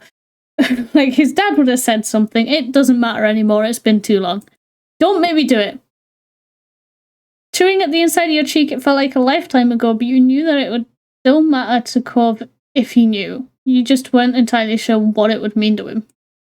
You snuck a quick peek at Cove, but his stare was already glued to you. He raised a questioning eyebrow, leaving the rest up to you. Something I've been waiting for a chance to talk about. Hey, it's a funny story, but truthfully, I need to get something up. It's really nothing, shook head. Never planned on telling him about it. Yeah, I'm not going to tell him about that. That's for his dad to tell him, not me. I rejected it. I said fuck off, and then I went and found Cove anyway, because friendship. It didn't matter, just a strange event you sometimes recalled. Confused, Cove slowly nodded. He waited another minute in vain, hoping that what was on your mind would tumble out, but you stayed silent. He shrugged. I hate that it keeps asking me. Like, what do you... Like, I'm not doing anything. What, is it gonna be, like, go to a wedding scene or something? And it's like, his dad's giving a speech. He's like, I remember when I first met Saz and tried to hand them $20 to hang out with my son, and he's just like, you what? Wedding's cancelled, I'm out. Like, what? No. Come on now. Okay. After that, you and Cove moved around each other, busily getting dressed and ready for the day. Light laughter and chatter filled the air the entire time. Bags were packed and phones were sought after. Suddenly tossed Cove his phone when he hadn't been able to find it. You handed Cove his phone when he hadn't been able to find it. You slapped Cove's butt as he stepped past. You somehow lost a single sock, but Cove found it behind the headboard. How was it behind the headboard? What were we doing? Jesus. Took your head at Cove when he ran a hand through his hair instead of brushing it. I'll just slap his ass. Cove let out a small yelp. You met his eyes with an impish grin and he shook his head. No, hell yeah. Careful. Wait, what? What? What do you mean careful? Wait, hang on a second. Wait, Uno reverse. Uno reverse. His shyness melted away as he put himself inches from it. We got Uno reversed. Chat, help. I have to do something to return the favor. Well, that's it for stream, guys. We're gonna. You raised your hands in playful surrender. His mouth bent into a pleased smile. Okay, okay, that was he was. Oh, okay. God, he's such a tease. I can't really say anything. I literally just slapped his ass. Hey, what's up?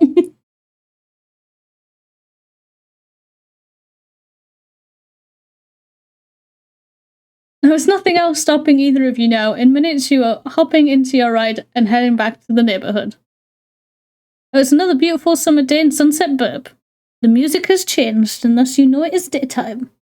You couldn't resist rolling the window down so you could absorb it all during the drive. I just realized I hadn't unmuted the game. Oh my god. This entire fucking time the game's been muted.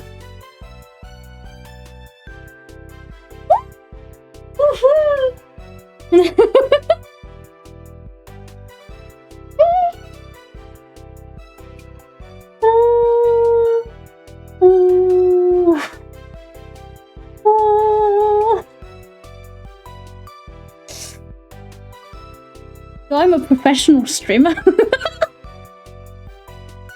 Not like there's much to hear. True. Some of the, to be fair though, some of the dialogue I've not been reading out because the characters have been saying it, and I'm like, there's no point in me reading it out. The characters are saying it. Little did I know you guys weren't hearing the characters say it.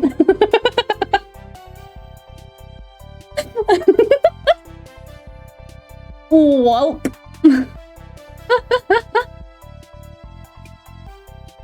Wait, that means when I haven't been talking, it's just been silence. Just droning silence. Oh god.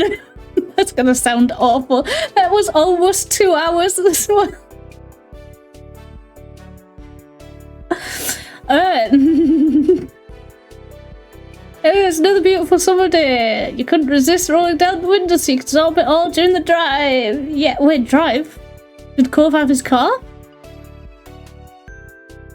Was Cove sat across the seat from you near the opposite window. His gaze was locked outside, catching all the landmarks the vehicle was passing. Oh. No. Oh, are we in an Uber again? I thought he could drive though. Huh. The spirits rose even higher the moment you made it home once more. Eager, you hopped out the car and let yourself inside. Your mums knew you were going to be there that morning. But the second you made it past the threshold, an excited scream nearly scared you out of your shoes. Holy shit, Lee! I knew she'd turn out gorgeous, and she did. Oh my god. You're adorable. Holy shit. Says you're here, and guess what? I'm here too! While your heart rate settled, a broad grin quickly took over your whole face. Since your cousin moved out on her own, you'd noticed that she really found her own groove. Nice.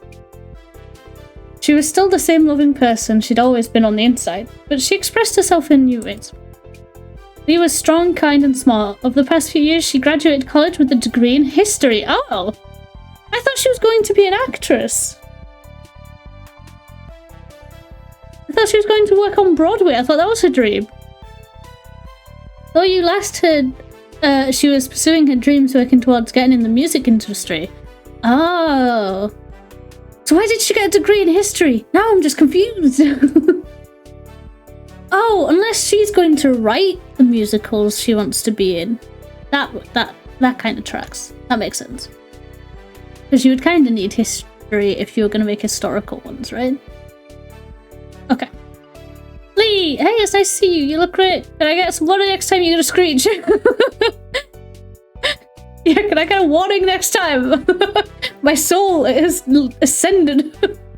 Like a laugh, you rubbed your ear. There was a distant ringing in the back of your head, and Lee's mouth curled into a mischievous grin. No promises, but I can try. I appreciate it.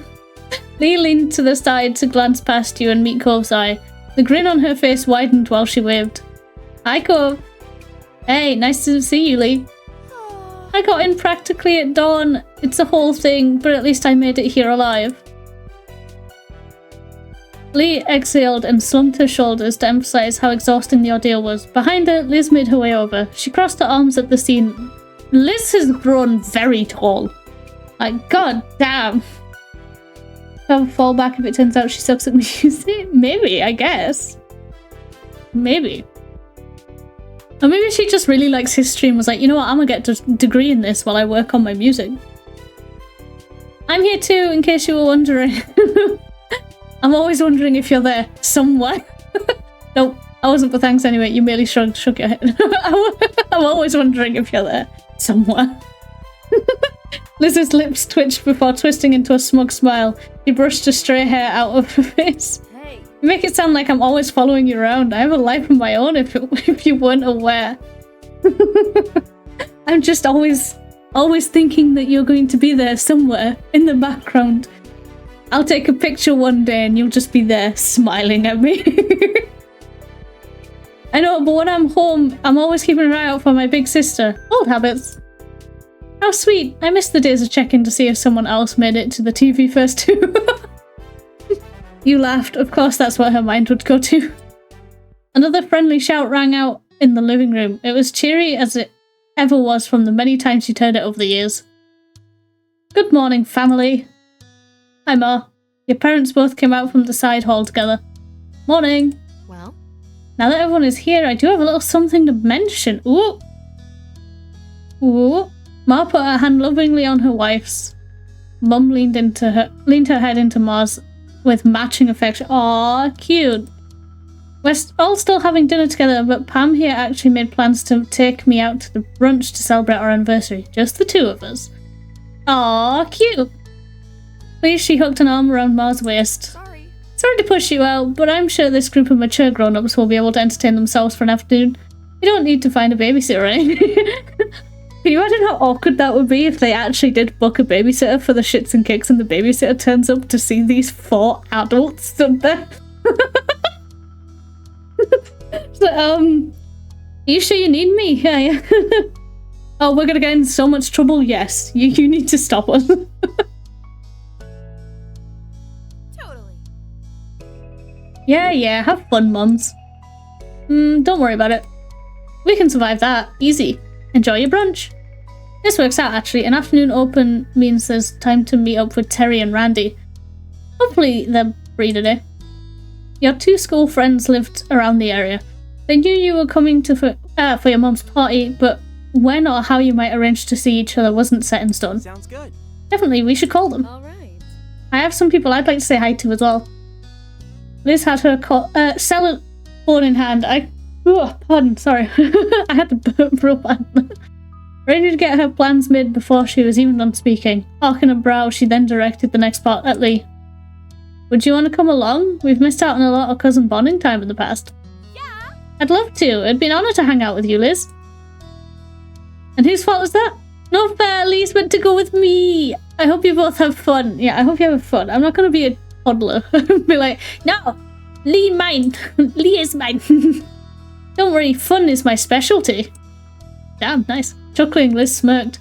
I'll try not to have all the fun. Don't get in too much trouble. You shook your head and Liz winked. She then glanced back at her phone and rapidly typed a new text. Excellent, it's settled. She squeezed her wife's hand. Her gaze took in the whole room, ecstatic to have the house full again. Today's going to be perfect. Yeah. Oh god, oh no, now I'm worried. Now you've jinxed it and I'm worried. Oh no. Oh no. I think so too. I truly couldn't be happier with my wife, my children, and our whole beautiful family. It's already a wonderful anniversary. There were awes and sweet comments from the group gathered around the couple of the hour. Seeing how your mums were, you couldn't help but hope that when you got to be their age, you could be as proud of your life as them. After that, you enthusiastically began setting up plans to meet up with your friends. They were both able to come see you, having kept their schedules free for this. And you couldn't wait. Oh shit, we're gonna see Terry and Miranda. Let's go. Bob was also speedily sending text messages. Since you conveyed the plans to Terry and Randy, you imagined that he was letting his parents know about what he was going to be up to. The group continued to chat and catch up till it was time for your mum's brunch and your big meet-up with your friends. Soon enough, everyone was out the door looking forward to their fun-filled afternoons and the dinner later that night. Once outside the neighborhood's street, you looked at Cove. He stood at your side with a bent smile. Why is his smile always bent? Not to like pick this out or anything, but it's just his smile is bent a lot. I'm just curious, why is it always bent? Terry and Randy were driving into town while you and Cove were travelling on foot to meet them at an easier to reach spot. Man, we really are kids in Sunset Burb again. Having to rely on other people who actually have cars to really get anywhere. Now we're stuck walking to whatever is nearby. Laugh, not a long agreement. No, we're reverting back to infancy! We never drive anyway. We're reverting! No! Oh, Variety. Oh no. A snort was followed by true laughter from Cove. Teasingly, you pouted. This isn't funny, Cove. I don't want to be a baby again. I didn't realise we were regressing that seriously. Oh god. He shrugged, then stuck his hand in his pockets. The thought of being little again made you shiver. I couldn't go back to that. I like being me currently. Me too. I'm literally about to have a fucking crisis. I thought it was as a joke and I'm here having a crisis. I like current you too. Alright, well, nice. Let's go. Thanks, Cove, I guess. Just breaks down in the middle of the street. But I like you. Oh yeah, totally fixed. Thanks, man. You bounced forward several steps and shot Cove a playful look over your shoulder. With that, the two of you began your trip down the old road. This place looks familiar.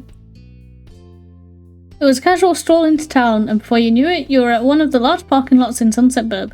It was the one that used to have the little crepe stall. Oh yeah. Oh, is it closed? Remembering the delicious smell, you got lost in thought. The store did well enough that it moved into a full-size building. Oh, nice! Excellent! You'd seen pictures. It was very cute. We should go get crepes. We should go get crepes again. We should do that. If I get the option to do that, I'm telling them. I'm being like, yes, let's go get crepes. Let's go. I can't speak. I'm so excited. Let's go get crepes. Let's go get virtual crepes. Let's go. The parking lot was now just, well, an empty lot that cars could theoretically park in. Not many took the offer. Yeah, it looks very empty. Both pulled out his phone, texting Terry and Randy in a group chat to let them know you'd made it. Someone must have answered already because Cove gave you a status update while still staring at the screen. Randy texted, I can see you. Ominous, but okay. Oh, the blare of a car horn cut you off and you both turned towards the source of the noise. Out of the one of the windows rolled down. Hey, dude! Your friends had arrived, making a spectacle of it, as expected. Being the only car meant that they got to pick of the lot, so they pulled into a stop in front of you. The window closed back up, and instead the two front doors popped open. Terry and Miranda stepped out into the pavement. Oh, we get to see them! Oh my god, you're still so adorable! I love you. So pretty. Hi, Cove. Hi, Saz. With a cheery wave, Miranda skipped towards you. Terry, on the other hand, walked speedily over to Cove, squeezing him into a hug. A quiet laugh escaped Cove, along with the majority of the air in his lungs. Jesus. He didn't fight the constriction, but instead gave Terry's back a pat with a large grin spreading across his face. Hey, Terry. Whoa, you're different. Like, I understand that was gonna happen. It was just quite a lot of difference. But damn, nice. When he let Cove go, Terry came right up to you. He held his fist up for you to bump it. Hugged him instead, fist bumped him. Smacked his fist with a high five to make it a turkey. Just fist bump him, hell yeah. You pressed forward, beating Terry's knuckles with a light bob. He greeted you with a satisfied grin. It felt so nice to have your friend group reunited as adults. Fucking look how tall Cove is, he's almost off the screen.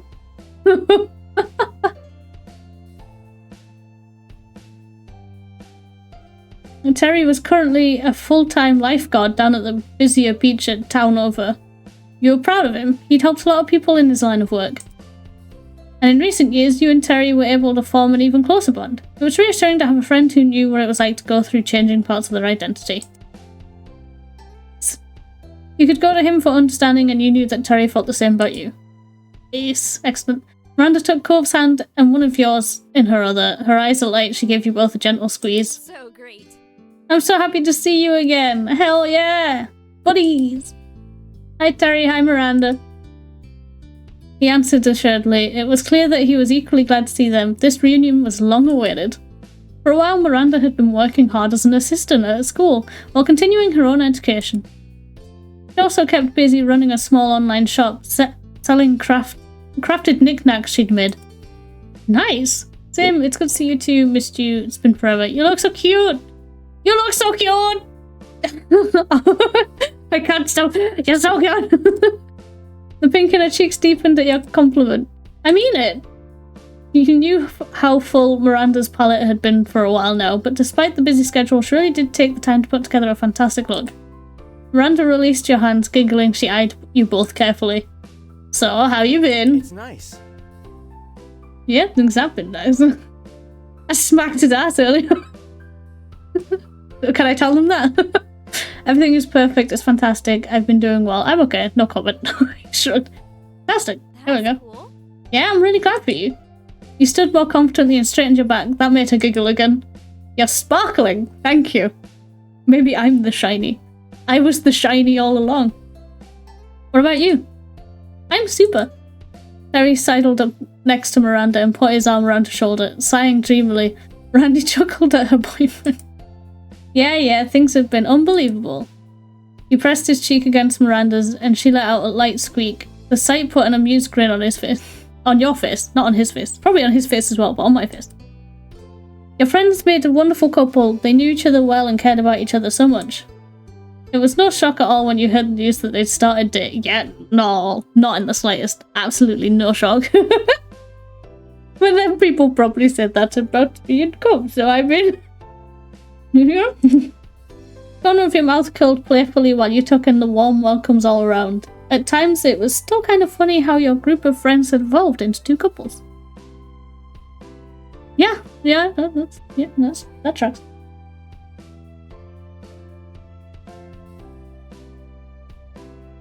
Not that you were complaining about it. You thought it was an amazing thing. Both of them pulled his phone out and peeked at the screen. He repeated the motion every so often. He raised a curious eyebrow at his unusual behaviour. Cove was too focused on whatever he was doing to even notice you noticing him, which was even stranger. So... Is there anything either of you want to do while we're here? Any place you want to see? I'd be up for a lot of things, but actually there was something I wanted to do right here. Wait, what?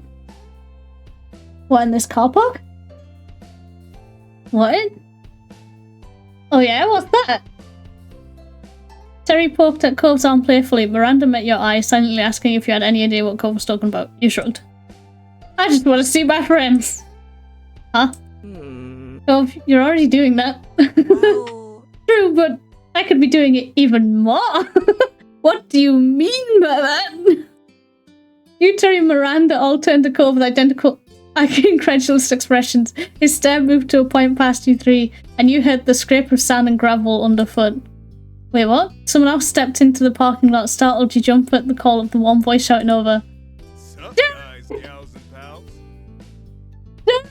Holy shit, you're fit! Derek! Let's go! Yo, what's up? Bob's comment makes sense now, but before it was just like, what the fuck are you talking about, bro? This is getting weird. Running a hand through his hair, the person who crossed the lot was unmistakably Derek. Suarez? Suarez.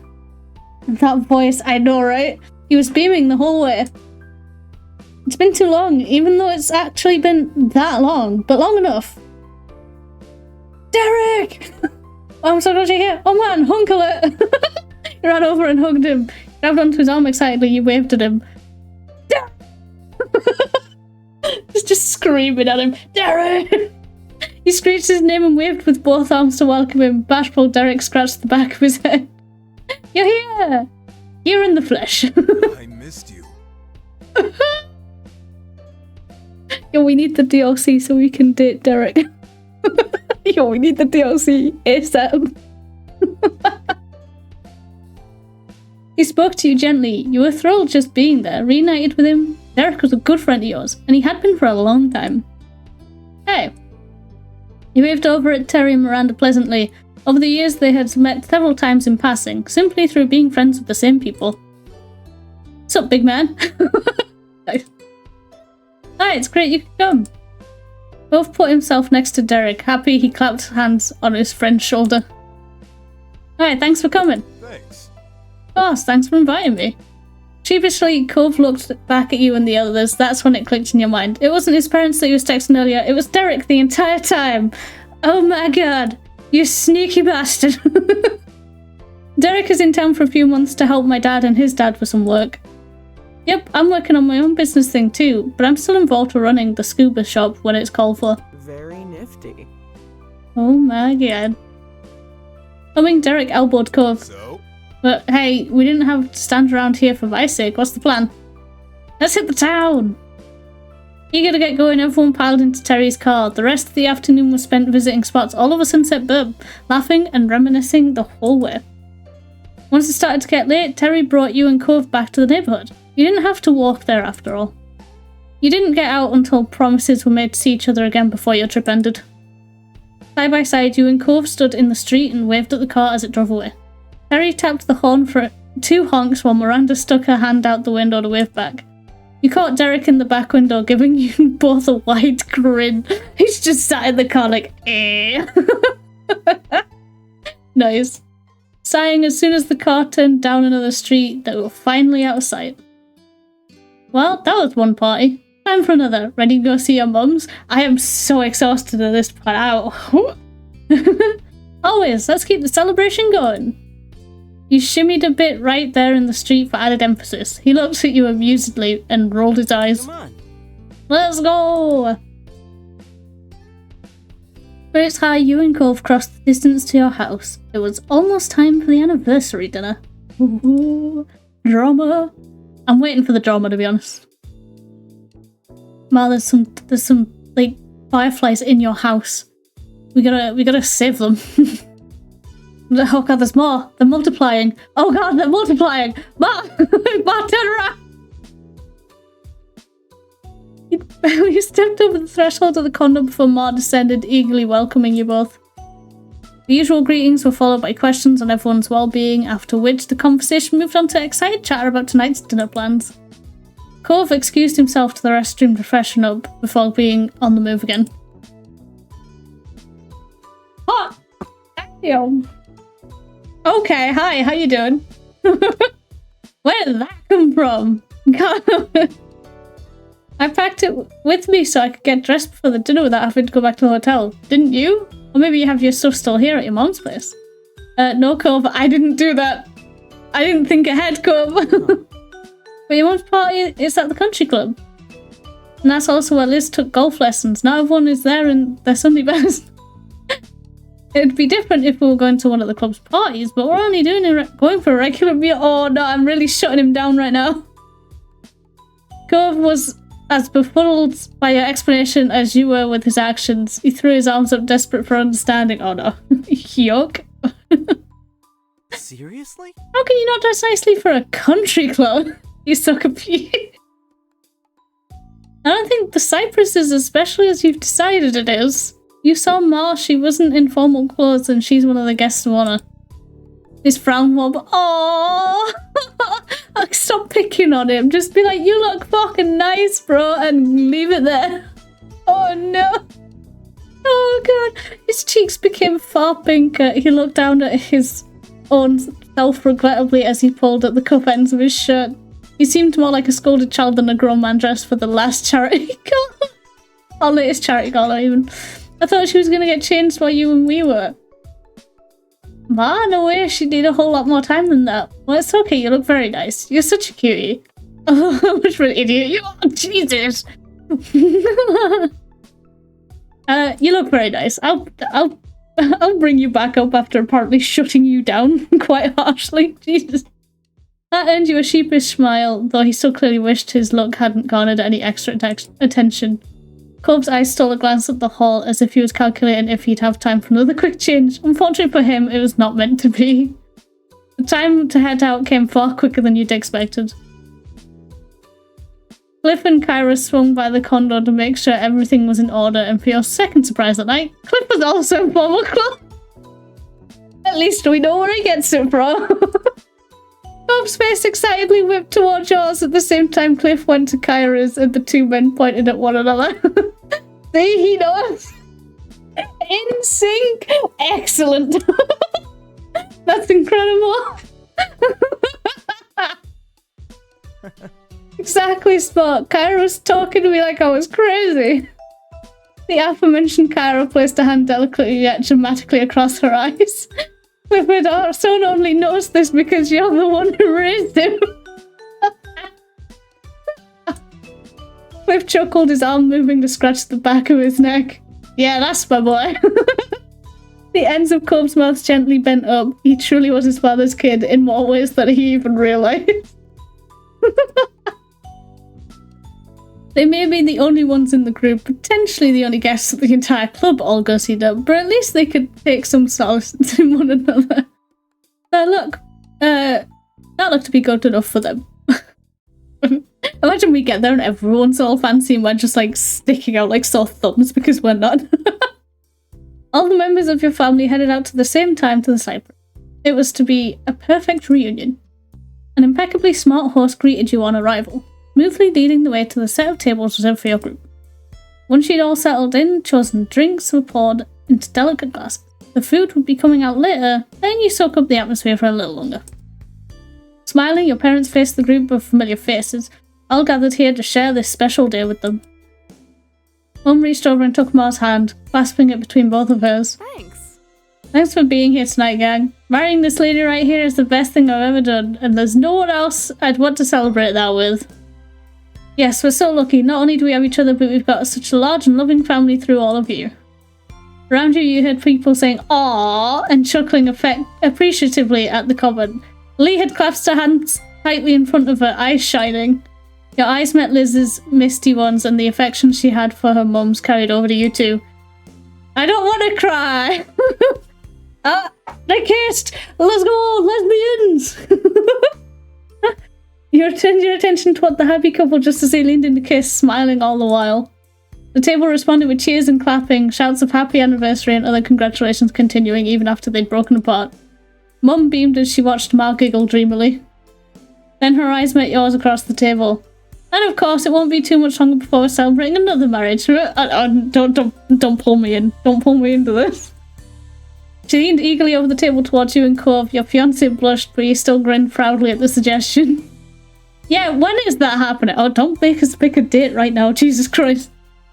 With how long you've known each other, it's a miracle you've had the willpower to hold off on officially tying the knot already. Liz smirked. You'd known that face since childhood. It meant trouble. Oh no. Yeah, wait much longer and I'll start taking bets for real when it'll happen. I missed my chance with the proposal. The group burst into laughter. Cove, who only stopped pouting long enough to make an angry chug of his drink, did not join in. Oh, oof. After along with the others, embarrassed, you sunk down in your chair. You placed hand over Cove's in solidarity. You stuck your tongue out the ball. I'm just sinking my chair. I'm down. I'm going. I'm out. Even though the teasing was good-natured, being the centre of attention like this made you wish you were still young enough to take cover under the table. The waiters reappeared, delivering delicious plates of food, and the dinner began in earnest, and everyone forgot the conversation ever happened. Both conversation and laughter continued to flow freely as the night went on, the two families relishing the opportunity to be together once more. Eventually, after your hunger and thirst had been fully satisfied, the plates were cleared and the event began to draw to a close. Cliff and Kyra exchanged goodbyes with your families before heading out together. Both gave his goodbyes to his parents while hanging back until your mums were ready to head off. You were getting a lift back with your mums. It was already late, so you discussed the possibility of going straight to the hotel rather than going back to the condo, but Cove had asked if they'd mind taking them back to the neighbourhood. Why the neighbourhood specific? Oh, he's going to take us to the fireflies. He's going to take us to see the fireflies. I'm calling it now, chat. Calling it now. You'd wanted to visit it a little longer. Your mums had happily agreed. Liz and Lee were feeling tired, so your mum swung by their hotels during the trip home while you and Cove made the full journey with them. Riding in the backseat of your mum's car with Cove felt more than a little nostalgic. As your eyes drifted over to him, his head resting on the window, it was hard to believe how much time had passed. Mum stretched as she got out the car, smiling over her shoulder as she headed towards the house. Time to put my feet up. You two joining us? Cove shook his head. No thanks, it's your anniversary. You don't have to entertain me, I'll take a walk. It's never any trouble to have you over, Cove. You alright with that? Let him do as he pleases, Lonnie. But you better not stay out too much later, or there'll be trouble. Oh no, we're being scolded again. Ma chuckled as Mum waggled her finger, her expression exaggeratedly severe as she reprised the role that, in truth, she'd never really played. Neither of your parents had been particularly harsh as you'd grown up. Ma joined in on the act. Don't go too wild just because there's no school tomorrow. Nice. Laughing, they made their way inside, leaving you standing out in the dark street.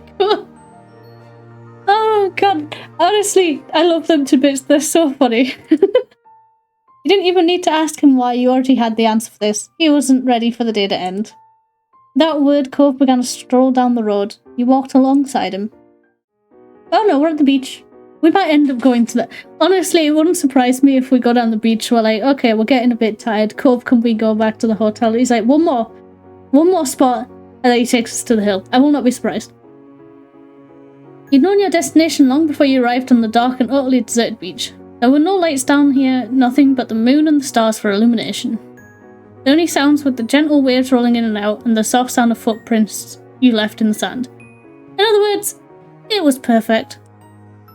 Both stepped out into the waves without a word. He looked up at the sky with a smile, then tucked his head down and began to pull his fancy shirt off. Oh my god. Oh my god!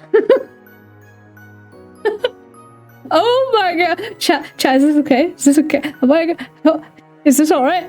Is this allowed? Is this allowed? Oh my god! He tucked it over his head and lobbed it backwards, further up the beach and out of reach of the waves. Didn't know I'd be getting a shot. Yep, I'm right. Didn't know.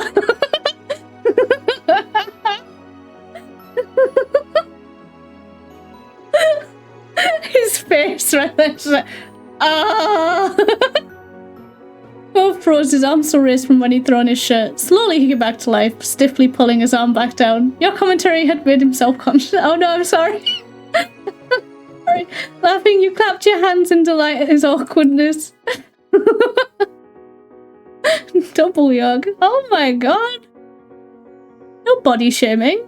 Come on. No body shaming in this household, Hannah. Both slipped his dress pants off and tossed up. Yo, is this okay? Is this legal? Am I allowed to be watching this right now? Do I need to leave?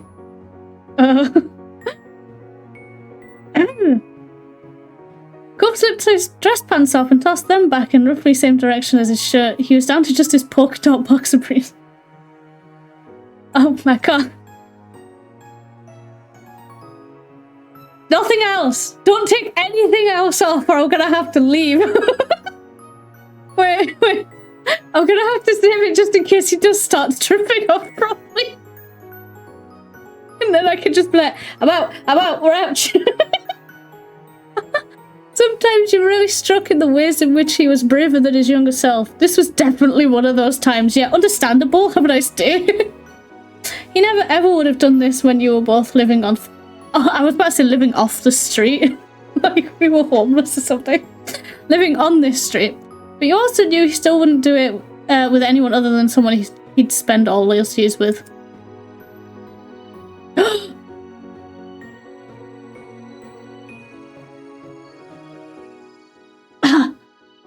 Join it. We're joining in, boys. Cove waded further into the water until it came up to his chest. You unfastened your clothes and left them behind you just as Cove had done moments before. You didn't even bother to see where they'd fallen before following him deeper into the sea. And he's like, I'll at least make sure they don't get wet. I was like, fuck that. In I go. Cove grinned as you approached. I'm gonna be in so much trouble with my moms when we get back. Nice. I guess. Yeah? Oh well. Think fast. Oh, don't put... I thought you were about to push me into the water. He splashed water at you as soon as the words had left his lips, giving you no time to prepare. The splash had caught you full on, leaving you spluttering and drenched. Of course I'm going to splash him back. Seeing what you were doing, Cove put his hands up for protection. It was no use. The water washed over him, leaving his hair soaked through. Cove sighed, then looked at you mournfully. The sudden shifted mood alarmed you, but those worries disappeared as soon as he opened his mouth. We're still not merfolk. The world is cruel. That's the twist ending of the series, as we turn into merpeople and just leave. You snickered. After a moment, Cove's mock sadness broke and he joined in. The two of you wound up drifting further down along the shoreline, chatting and enjoying the chance to be back on the beach that had provided the backdrop for so much of your childhood.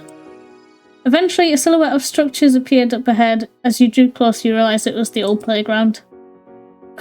So wait, hang on, no, so we've just gone in the water and we've just left our clothes there? We've just walked away from our clothes. What if our clothes get stolen? We're just in our underwear. Oh my god. Bob spotted it too and hurried towards it, dragging himself out of the water and heading into the pot. Can we still see our clothes? Like, please?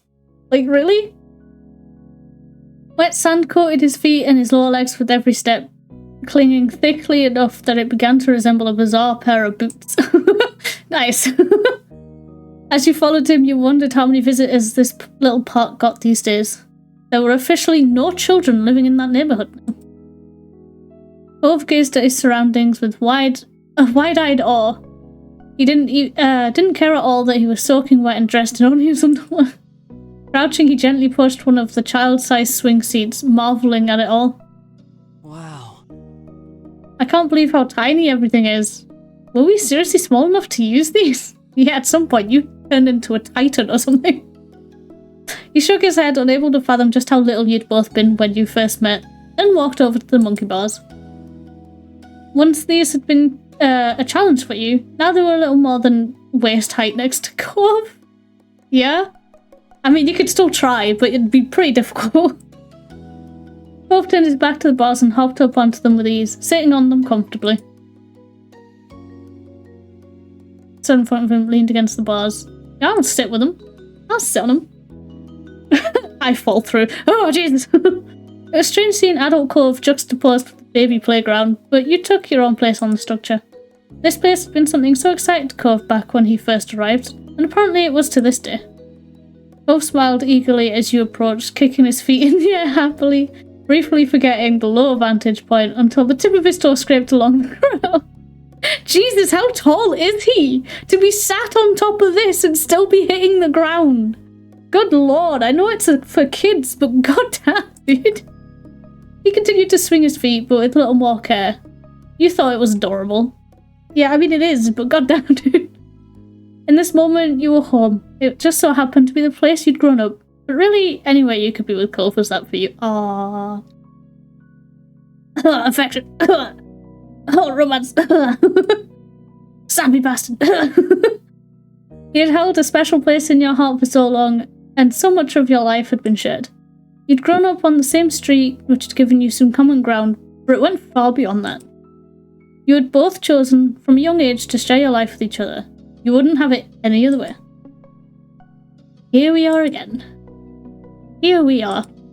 The mood had shifted now. Oh, are we about to fornicate in this playground?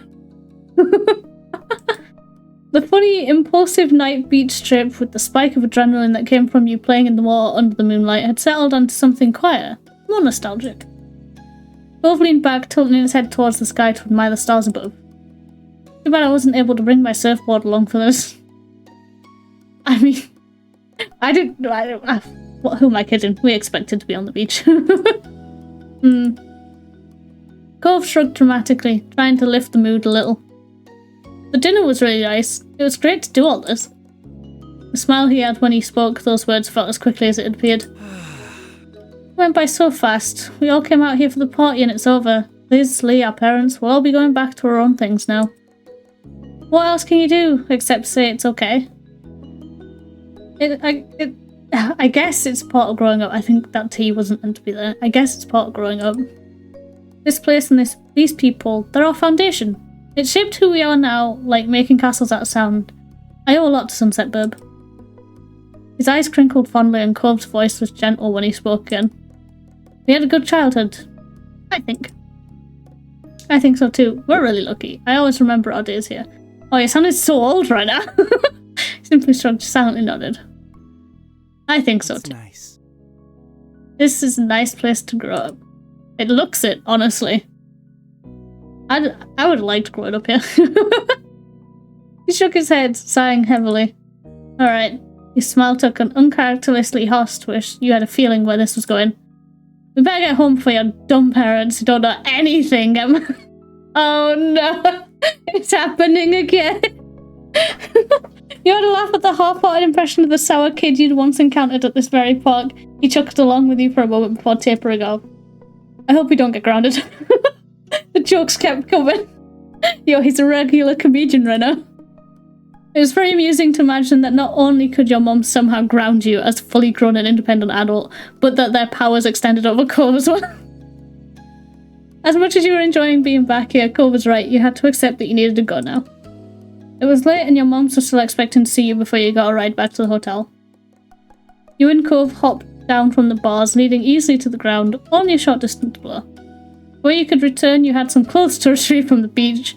You retrod the same path, following the footprints down the shore you'd left in the sand only a little while. Imagine if part of the story was that we genuinely lost our clothes, went home, and they were just like, why are you in your underwear? Why are you dripping wet? You guys! Once you and Cove had scrounged up your abandoned clothes, you started to walk up the old path home, side by side. Oh, we did walk home in our underwear, okay. Droplets of water slipped down your skin and fell onto the road as you made your way back to your mum's house. As you and Cove were still soaked and sandy from your earlier adventure, it was likely that you were leaving quite the trail in your wake. But you'd seen Cove's bedroom growing up. It was only natural for him. The air was slightly humid, already pleasantly dense with moisture that felt like a hug as it closed around you. Any damp footsteps that were left behind would take longer to dry in this weather. The signs of your adventure might even be visible when the sun came up the next day. You hope so. You quite like the idea of you and Cole leaving your mark on your hometown again, even for a little while. Despite being soaked through and mostly undressed, the balmy summer night prevented you from feeling any chill. You're entirely comfortable. Maybe a little too comfortable to be walking down the street in our underwear. In truth, you felt warm inside and out. The day had been so lovely, spending time with friends and family, and your eyes drifted over to Cove. Cove Holden, your fiancé, just seeing him brought a smile to your face. God, the sappiness. Love you. I always want to be with you, Cove. You make me so happy. Truly my other half. You said nothing, simply enjoyed his presence. Just randomly say I love you. Just see what his reaction is. Bonk. Yeah, he didn't get the wobbly smile. Rip. Cove turned to you, his eyes wide and adoring, and he bit his lip as he smiled shyly. You could tell that your words had touched him. Feel the same way, exactly. Say it then. Bitch. Punk bitch. He held your gaze a moment longer, looking straight at you as he spoke again. I love you. Okay, fair enough, he said it. I take it back, you're not a bitch. Okay, you win.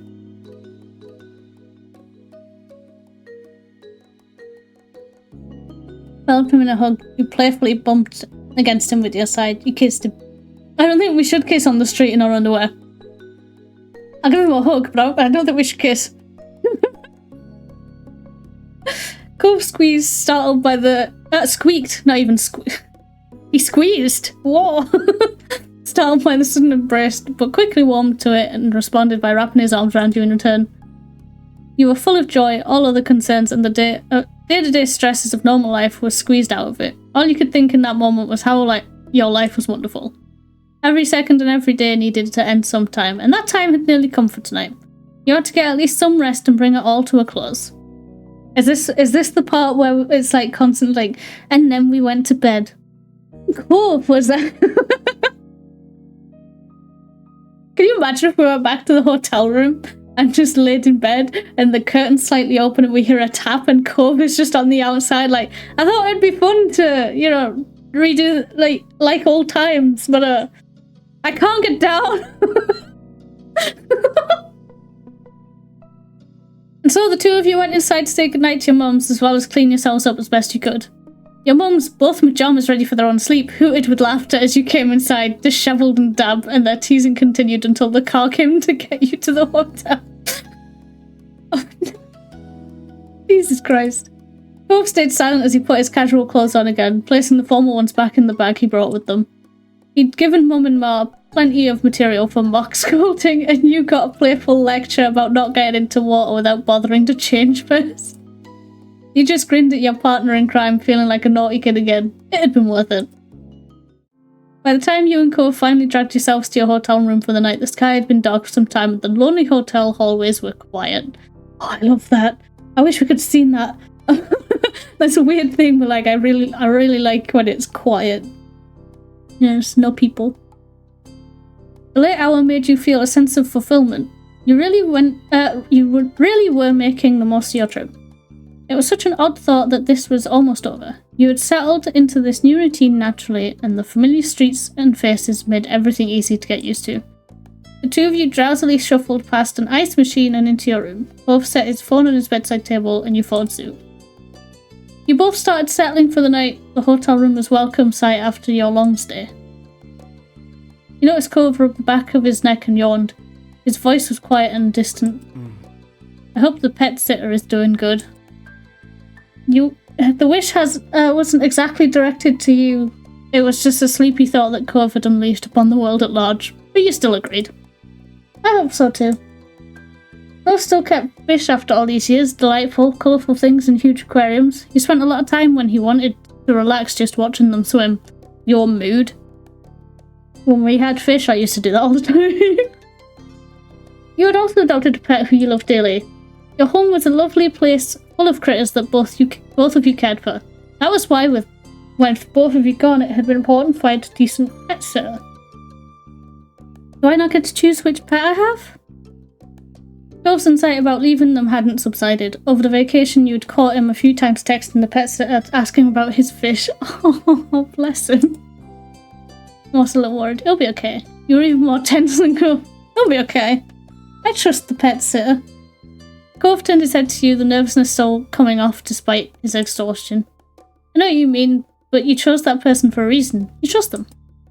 But they're all fine, they just miss you. Cove smiled, appreciative of your comfort. You nodded in satisfaction. Mission accomplished. Cove yawned widely. He seemed confused at the magnitude of it. He groggily blinked at you. I think it's time for bed. He squinted at your wrists as if looking at a watch. Yeah, it's bedtime o'clock. Yo, we are such a little shit. The two of you got changed and brushed your teeth. In no time at all, both of you were cozy and ready to sleep. After that, you flopped onto your side of the shed bed. Cove headed over to his side and you felt the mattress dip under his weight. You tucked yourself under the covers and Cove snuggled in closer to the middle. You turned on your side to face him and scooted slightly closer. Your noses almost touched and Cove watched you with a soft expression on his face. Cove gently spoke his words like a lullaby. Ah, like a lullaby. Good night. Night. Cove's eyes fluttered shut and he let out a contented sigh. There was a warmth coming from Cove's body next to you. He was right there. He was, in fact, right there. Like I'd known like 5 minutes before. His presence was comforting, perfect for lulling you to sleep. Oh.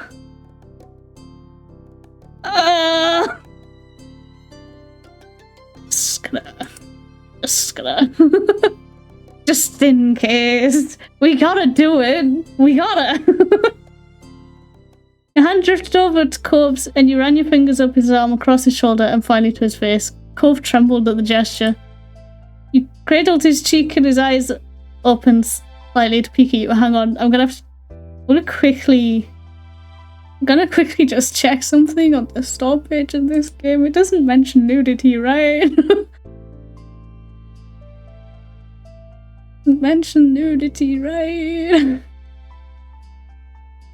I don't think it does. No, it doesn't mention it. I think we're safe. I think we're safe. Alright. He cradled his cheek, his eyes opened slightly to peek at you, unsure. Are you tired? As nice it was to be near him, you understood he might not be in the mood. You wouldn't mind if you both just went to sleep instead. Cove mumbled into the hotel blanket. I mean... Not anymore! My bad. My bad. Your eyebrows lifted. He flushed as a growing excitement replaced any previous held plans to rest. Oh my.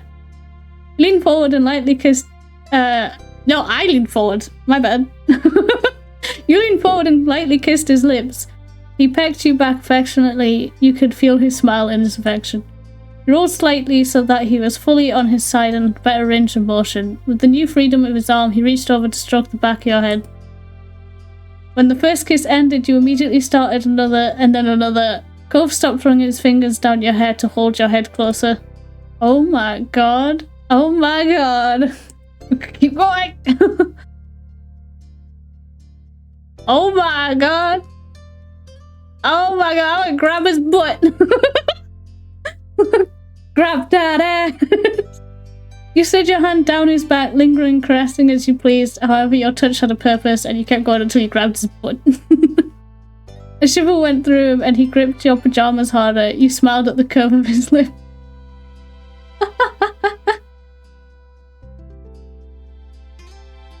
Oh, grab his shirt now. They came back up and just grab his shirt. You tugged and pulled at Cove's soft pajamas. It stretched under your fingers.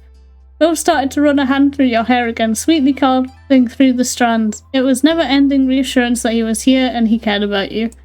Yeah, that's too soft considering what we're doing. Deep kiss, deep kiss, deep.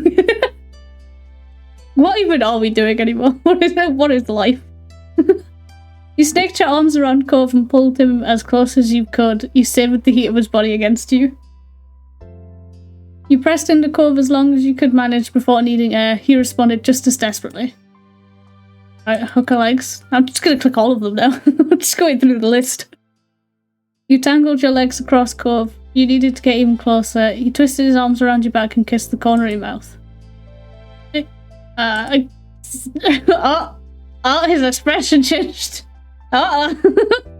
You bent over Cove, the covers wrapping around you, and kissed all the way across the side of his neck. Cove squirmed under your touch and made new please noise with every touch. Oh my. You pressed your chest against his and toyed with his earlobe, peppering it with soft little bites. Cove spoke breathily, inaudible words against the crook of your neck. Oh my god. Foreheads. Yeah, foreheads. Let's go. Cove happily looked back at you before he bent his torso so that he was in position more of it. Oh. He kissed you and ran his tongue along the bottom of your lip. You kissed him back eagerly, encouraged further. Cove twisted his head towards the pillow and squished his face into it, letting out a sigh. You smiled and you snuggled up against him, both of you starting to settle from the heated moment. You're... cowards.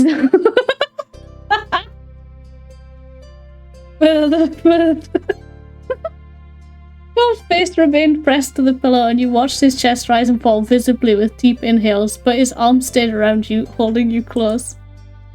When his breathing slowed, he shifted back over and met your eyes. Cove nuzzled his cheek against you lovingly and whispered, "We really shouldn't stay up all night, huh?" You accepted Cove's judgment. He was right. You both needed to sleep for tomorrow. Damn it. Damn. You curled up comfortably in each other's arms, ready to actually settle down for the night. Your eyes fell closed sometime after. You were not sure exactly when, only the fact that you were now too heavy to open. They were now too heavy to open. Not I was too heavy to open. Although, a sentence is quite... But anyway, you felt a mixture of bitter and sweet emotions. You were happy to be here, but sad it was ending. There was relief that you would soon be in your own home again, but also wondering when you could return here. There were many more feelings swirling around in your head that hadn't even crystallized into thoughts yet. Paradoxically, you felt nice but also confused. But then also nice from the confusion. In the back of your mind, you realized that you really must be tired. Yup. Unsurprisingly, your exhaustion did not give you too much time to muse on your emotions, and in what felt like seconds, you were already dreaming. The dreams dancing around your head became fragmented and faded until you couldn't remember a thing about them all. You were growing more aware of the real world. Woke up on your own, the alarm set woke you up. Go walk. Alarms. No. No alarms. Bad alarms. You woke up feeling enveloped by warmth. Humming happily, you felt Cole's fingers trail up your arm. Open with a smile, groggily, you struggled to keep your eyes open. You have struggled. I must struggle. Good morning. His cheery voice put a drowsy smile on your face. You rubbed your eyes, relishing in the warmth of his touch still moving on your skin. Morning.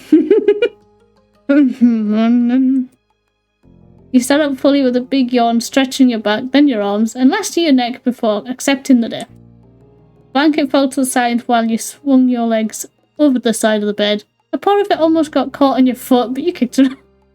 Imagine just face planting the floor after all that. Cobb slipped out of bed on the opposite side. Today would be your last day in Sunset Burb. The only thing you had planned was some family time in the old neighborhood. You figured you'd see where the day took you from there. Yawning again, you glanced over at your clothes. There was just one more day to live out of your bag. I look forward to having a nice full wardrobe again. I don't have anything clean left, but oh well. Go, is there anything you'd like to see me in today? What? Hey, go. Hey, go. No, you'll look nice in whatever you wear, you always do. Bitch. I asked you a damn question. You knew from the tone of his voice that Cove was sincere and his praise warmed your chest. Right, let's get things going. Our families are waiting. Nodding, you and Cove swiftly finished getting ready in the small hotel room. As soon as you had your stuff together, you were ready to go. You were off. During the ride there, you and Cove decided to visit his dad's house first this time. When you got dropped off, Cove eagerly hopped out into the street with his eyes locked on his father's condo. He's just gotta straight up open that door again, isn't he? Your gaze fell on your fiancé. He stood in the middle of the street where you grew up together while the summer sun made him shine. Though he was the brightest light in your eyes no matter what. A hot sap. It's so sappy. So much sap. A playful grin spread across your face. It was a beautiful day and a beautiful boy. A beautiful boy for a beautiful day. Oh yeah. Cove strode up to his old front door and casually flung it open without bothering to knock once again. You followed at his side as he poked his head in. You closed the door behind you both. Hello! You found Cliff and Kyra in the kitchen, getting breakfast ready. Kyra was cutting an apple while Cliff was watching a frying pan sizzle. Cove's parents waved from across the room, not straying from their tasks. Good morning, you two. Yeah, morning, and hello to you. I hope you slept well. Thanks. I was... Thanks for swinging by. You're more than welcome to join us for breakfast here if you haven't already eaten, of course. We haven't yet, though even if we had, there's always room for more. Kyra chuckled. She put down the knife she had. Oh god. Slightly violent. She put down the knife she had in her hand so that all her attention could be on her son. You're still my giant growing baby boy. Ma! Kyra didn't pay Cove's whining any mind. Instead, she put a finger up to her lips as she thought, her eyes on you and then glimpsing towards the window. What do you think? Oh, and do you think your family's eaten yet, Saz? I'm not sure. Cove and I came over here first. Your eyes flicked over to the clock on their oven, given the time your mums may have eaten. Or they could have been having a slower morning. It was coin toss either way. Well, give them a call. They could come over. Cove nodded, a sage expression on his face. Making them breakfast is the least we could do after how much food I ate at their house growing up. Right. True, bud. Very true. Alright. You took out your phone even though your mums both had cells for years. The house number was the one that you had memorised as a kid and the first entry of your contacts list. As the call connected, you tapped the speaker button. You figured it would be easier if everyone could hear what was going on. You heard a click and familiar static. Hello. Hello, Saz. Nice to hear from you. Hey, Mark. Good morning. I'm across the street right now and Cove's family wanted me to invite everyone to breakfast. Did you want to come over? Sounds delightful. Pamela and I can do that. Liz and Lee should be able to make it too. Would that be fine? Cliff took a step forward and spoke loudly so that his voice would be picked up. Definitely would be. The more the merrier. Marvelous. We may have gotten together for dinner last night, but there's no law that we can't do it again for breakfast today. Enjoy the company while you can, is what I think. Mark giggled and you could hear some rustling up the line. Thank you, I'll let them know and we'll be right over. Cliff gave a thumbs up. Cole shook his head with amusement. Dad just gave a thumbs up. I'm telling you, since you can't see him over the phone. Majestic. Kyra snorted and Mar's laughter rang out, filling the kitchen. Cliff switched the thumbs up hand to instead scratch the back of his head. See you. Well, it sounds like we'll see you soon. Goodbye for a little while. You would feel her smile from her voice. Bye, Ma. You ended the call with a satisfying tap of the red button. Cliff's eyes wandered around the space. Better get cooking. Sounds good. I can help. Me too. Let's go. No way, your guest. Fuck you, let's go. Kyra and I have got this. She grinned and there was something playful in the twist of her lips. Right. I couldn't have said it better myself, Cliff. I've been in your spot before. There's no choice but to accept it. Both sighed, but from the sparkle in his eyes, you could see that he was entertained. Fine, we'll just hang out over here, I guess. Good. Cove walked over to the living room and gestured to the couch. You both took a seat, getting comfortable spot to wait for food and family. Cove tilted towards his parents with his chin, then shook his head with a gentle smile, silently asking if you could believe this. All you had to do was a silent shrug. As time passed, filled with light chatting, Cove kept careful watch on his parents' culinary progress and teasingly kept a running commentary. Oh, hell yeah. I want to hear the commentary. Oh, Dad added another pinch of salt. I wonder if that was a good idea. Yes. Good.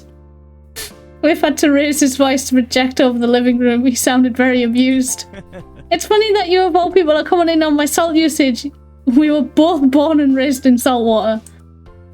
Besides, I'm sure you remember back when we were about 12 and tried to make... Cove flushed slightly, but his smile remained as bright as ever. Do you really want to start talking about cooking mistakes, Dad? Because I remember a lot of things too. Like, what about that chowder that was supposed to be a pie? Hell yeah. No, I want to hear more stories like this. No. Bring back the cooking. Cove and his family were quite a show to listen to. You chimed in occasionally, but mostly you provided a laugh track. Eventually there was a rhythmic knock on the door.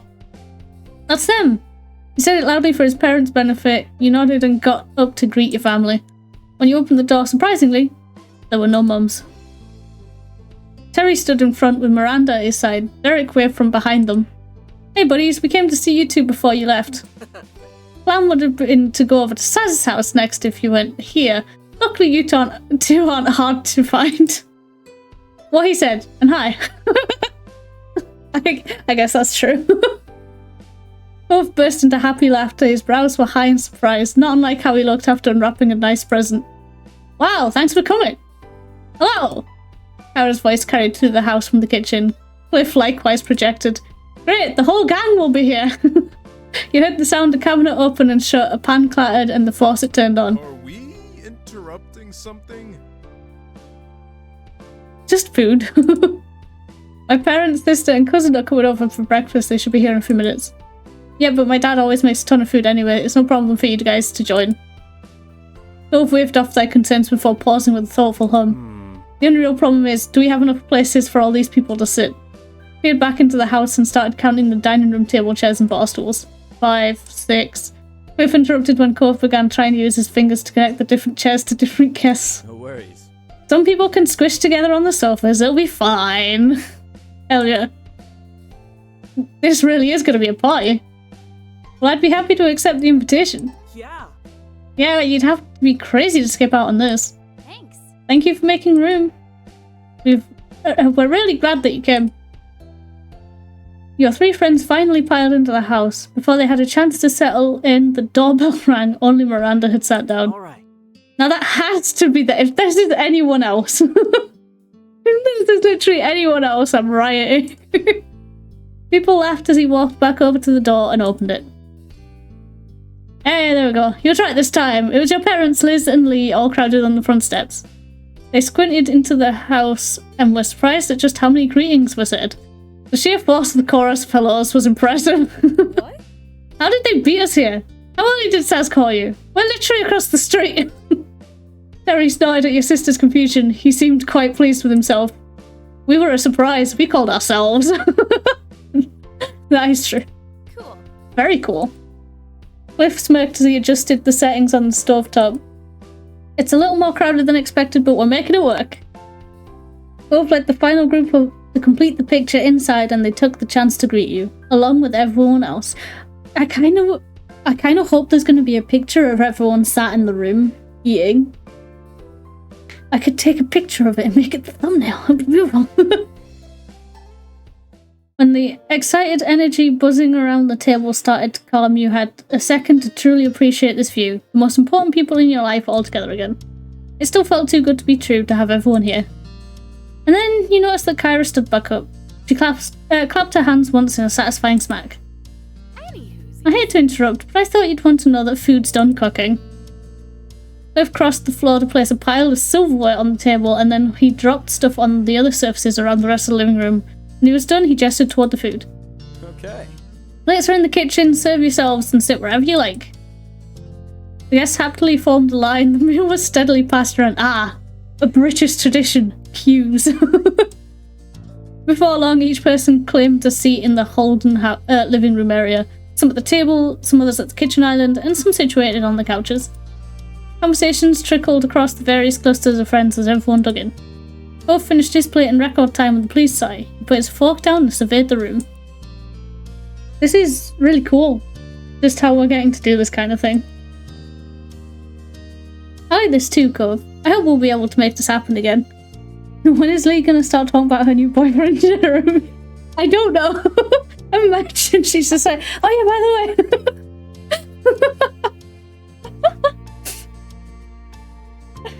Of course, there'll always be more reason to get the gang back together in the future. Yes, the two of you might even dare to celebrate your yearly anniversary, gasp, every year. Whoa, that's wild! The smirk on Liz's face grew only wilder as your mums giggled at her teasing. Ma shook her head, chuckling softer now. Josh. True. Honestly, we just might. You've made a good point. It does come around every year. You should. Seriously, you deserve a big celebration for your magical day.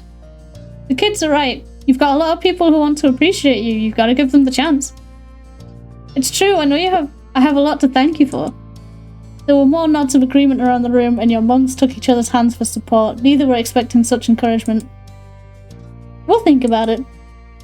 She'll think about it, and I'll tell Lani to stop thinking so hard if she doesn't agree. Bam! Good job, Mum. Now with all that settled, let's continue this perfect gathering. Agreed. Actually, you want to know something else that would make this extra perfect? Wait, what?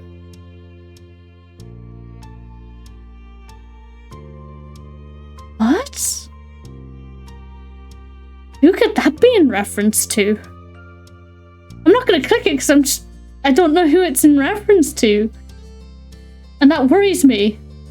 I feel like that's a red flag if I've ever seen one. Agreed. Jeremy. We don't know what Jeremy is anymore. We lost contact with Jeremy immediately after he left. Baxter's left and we don't know where he's gone, and we lost touch with CeeLo. Not CeeLo. It might have actually been CeeLo. I don't remember, to be honest. There was a playfulness in Kyra's stare as she scanned the room. She slowly placed her index finger on her chin. Do you want me to go back and click it? I think something I haven't done in a while. That's called saving it. After we had some hot times. Now we're gonna go back. And we're gonna click it just to see who it is. But I'm gonna go, if I don't like what happens, I'm going back to agreed. As amazing as this was, you couldn't help but think of absent faces. In seconds, everyone curiously turned their attention to you. Oh yeah, Sheila, I was right. Jeremy, Baxter, oh never mind. I feel like Sheila will make... No one cares about Jeremy being there. Let's be honest, no one cares. Sheila would make Liz depressed. Sheila would make Liz super depressed. I'm not clicking that one. I think it would be Baxter.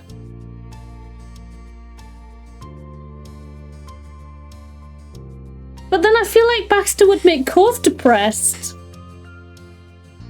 Because Baxter was very forward and Cove wasn't very comfortable with it. Do you really want me to click Jeremy?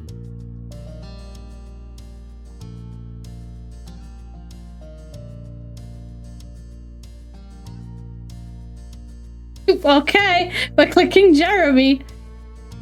But I want no complaints if I don't like the result and I rewind to just agree with everything. Bill's expression twisted into a sour grimace the second Jeremy's name rolled off your tongue. Snickering, your grin widened, thinking back to the angry little bowl cut boy that you'd been making jokes about for years.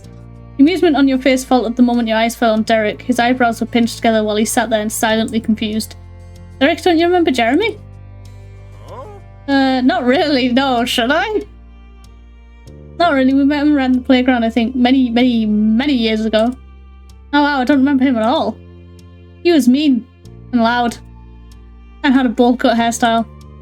Yeah, that's still not ringing any bells, so wow, he really just went, I don't like this kid. Goodbye, memories of him. It's alright, that's probably for the best. Oh, and then you keep going?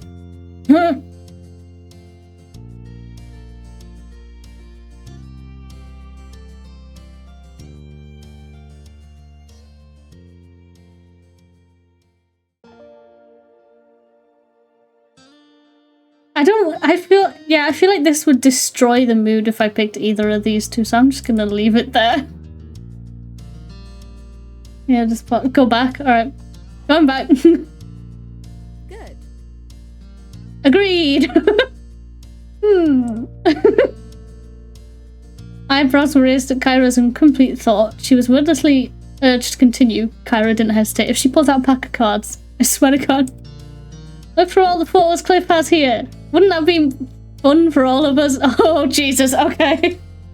Barges in, takes all the dirty laundry as it is laundry day, runs out as it is also trash day, install it. Wait, no, it's trash day? No, I gotta climb up the bin before you put it out. No! No. See, wait, see? Don't take me out. Don't take me out there. Let me climb out first.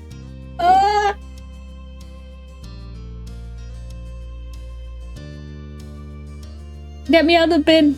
Get me out of the bin! Stole this as an accident. No!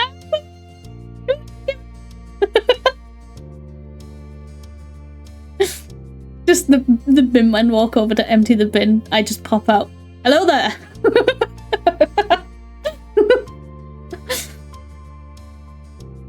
What? Mum, why would you say that? Practically all those photos are a bee. That's the point, Cove. It's time to embarrass you. Very cute. And that's why embarrassing my baby boy is just one of the perks of being a mom. Much to Cope's dismay, his mum was thoroughly entertained at his outburst. She winked in your direction. Meanwhile, Cliff eagerly stood up with a wave of proud affection for his son and completely missed Kyra's teasing intent. Is he actually about to pull out a photo book? Oh. I think that's a great idea. Anyone else interested in the pictures? Cole's like, no, no, no, no, no. Cole's about to have a mental breakdown, Jesus. I am. Lee shot her hand up before Cliff could even take a full step. Terry and Miranda snuck each other a glance before nodding with matching grins. That sounds swell. Of course you'd say that, Liz. You motherfucker.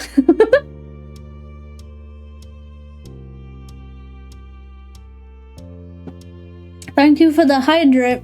I will no longer be dehydrating. Oh, it's ad time and I need to stretch. Okay.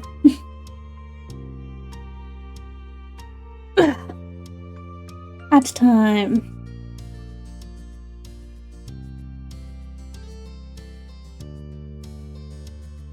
There we go. It is now ad time. That's fantastic. That would be lovely, Cliff. Oh no! Are they joining in or are they being legit right now? Mum tried to hide her amusement behind her hand, but she couldn't stop the snicker that slipped out. Oh boy. Oh boy. What was on the trash can? Why would a trash can be... No! Yeah! Stop it! It's a tug of war! No! Leave my bin be. It just has me in it. And some treasures I found in the other bins. Leave me alone. Streaming, don't bother them. The bin has very good Wi-Fi. I've seen them all before, but they never get old. I want to see them. You should. You nodded. Oh, Cove, everyone loves to pick on you. I've seen them, but I don't want to have seen them before. I want to see them. It's been too long since I last saw little Cove. Mr. Holden met your gaze with a soft look that told you he was thinking the same thing. I bet this will be a goldmine of entertainment. It better be. He shakes the sass out of the bin and walks off to make use of the bin. No, my bin! What? Oh, don't do it! Don't do it!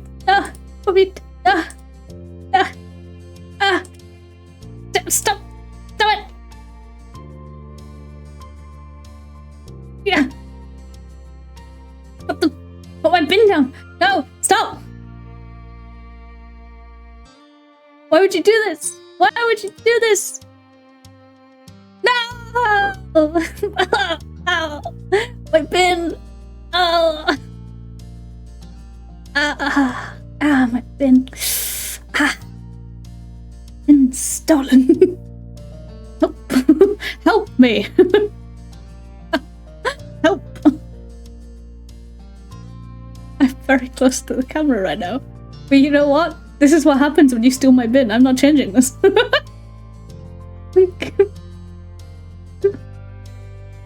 My bin. That's filling the bin with multiple bags and walks off to throw away the trash. My bin! It's being used as a bin! No, my treasures are in there! No!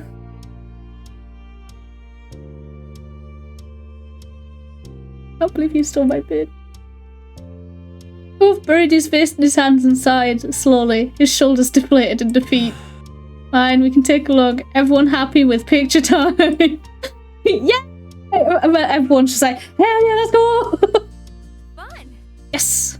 They both excitedly raised a fist in victory. Smaller cheers from your friends and family worked their way around the room, and even you bounced up to your feet excitedly. Dad flipped open his faded album of physical pictures. He held it up to his face, the corners of his eyes crinkled, and though the book covered much of his face, he was certain he was smiling fondly. But he didn't keep it to himself long. Laying the family album down on the dining table, you and the rest of the family gathered around to take a peek. Oh my god! We actually see the baby pictures! Lock the door so Z can't get back inside. No, that's cruel. I won't do that. Or if I do that, I'm opening a window for him to climb back in. The first picture on the page was Baby Cove in a cute little onesie. There were several coos and ahs from the group, and Cliff's eyes were shining with tears as he sniffed. Oh, he's such an emotional guy. It's so cute. He's grown so much. Beach plum. Oh my god. Cove is such a cute kid. That's my darling angel. Nice onesie, Cove. How precious. Even as a baby, you looked unimpressed. Yep, even as a baby, you look unimpressed. Sighing loudly, Cove crossed his arms. His pout grew worse, and it only put a wider grin on your face. He was a perfect match to the younger self captured in ink on the page. A cherubim appears in Step 3 DLC. Does he? I know if you don't attempt to punch him in the face, he apparently sticks around a bit longer. Oh, he's like in the story more. But I did attempt to punch him in the face, so...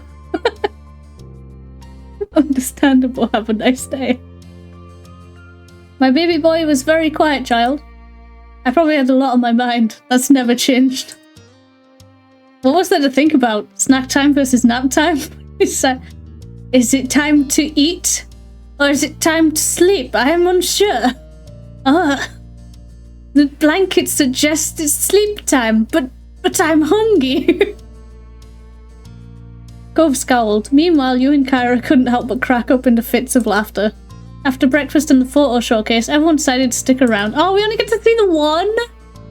Boo! Boo! More pictures! Boo! Hanging around Mr. Holden's house turned into taking a walk around the neighbourhood, and then for lunch you switched over to your mum's condo.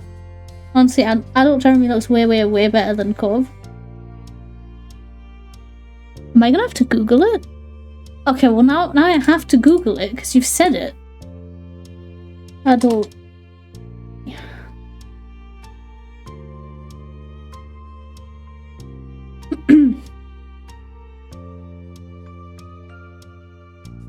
Oh damn. He really has a glow up, doesn't he?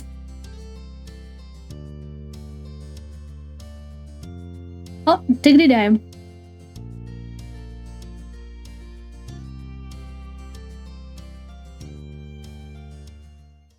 It was a really good time enjoying each other's company, but eventually the sun began to set and there was nothing else to delay your friends and family from going home. Inside your mum's house, the home you had been raised in, the group was taking their time saying their goodbyes. It was tough for you, your family and your friends. You knew what was weighing on the moods. It might be some time before you'd see one another again. It was a pleasure having you all here, and you're welcome to come around again, anytime. Ma wrapped an arm around Mum with a slight chuckle. Mum leaned her head gently into her wife and they both beamed. I appreciate it. Absolutely. I know we're all adults with our own hectic lives, but we appreciate the time taken to visit.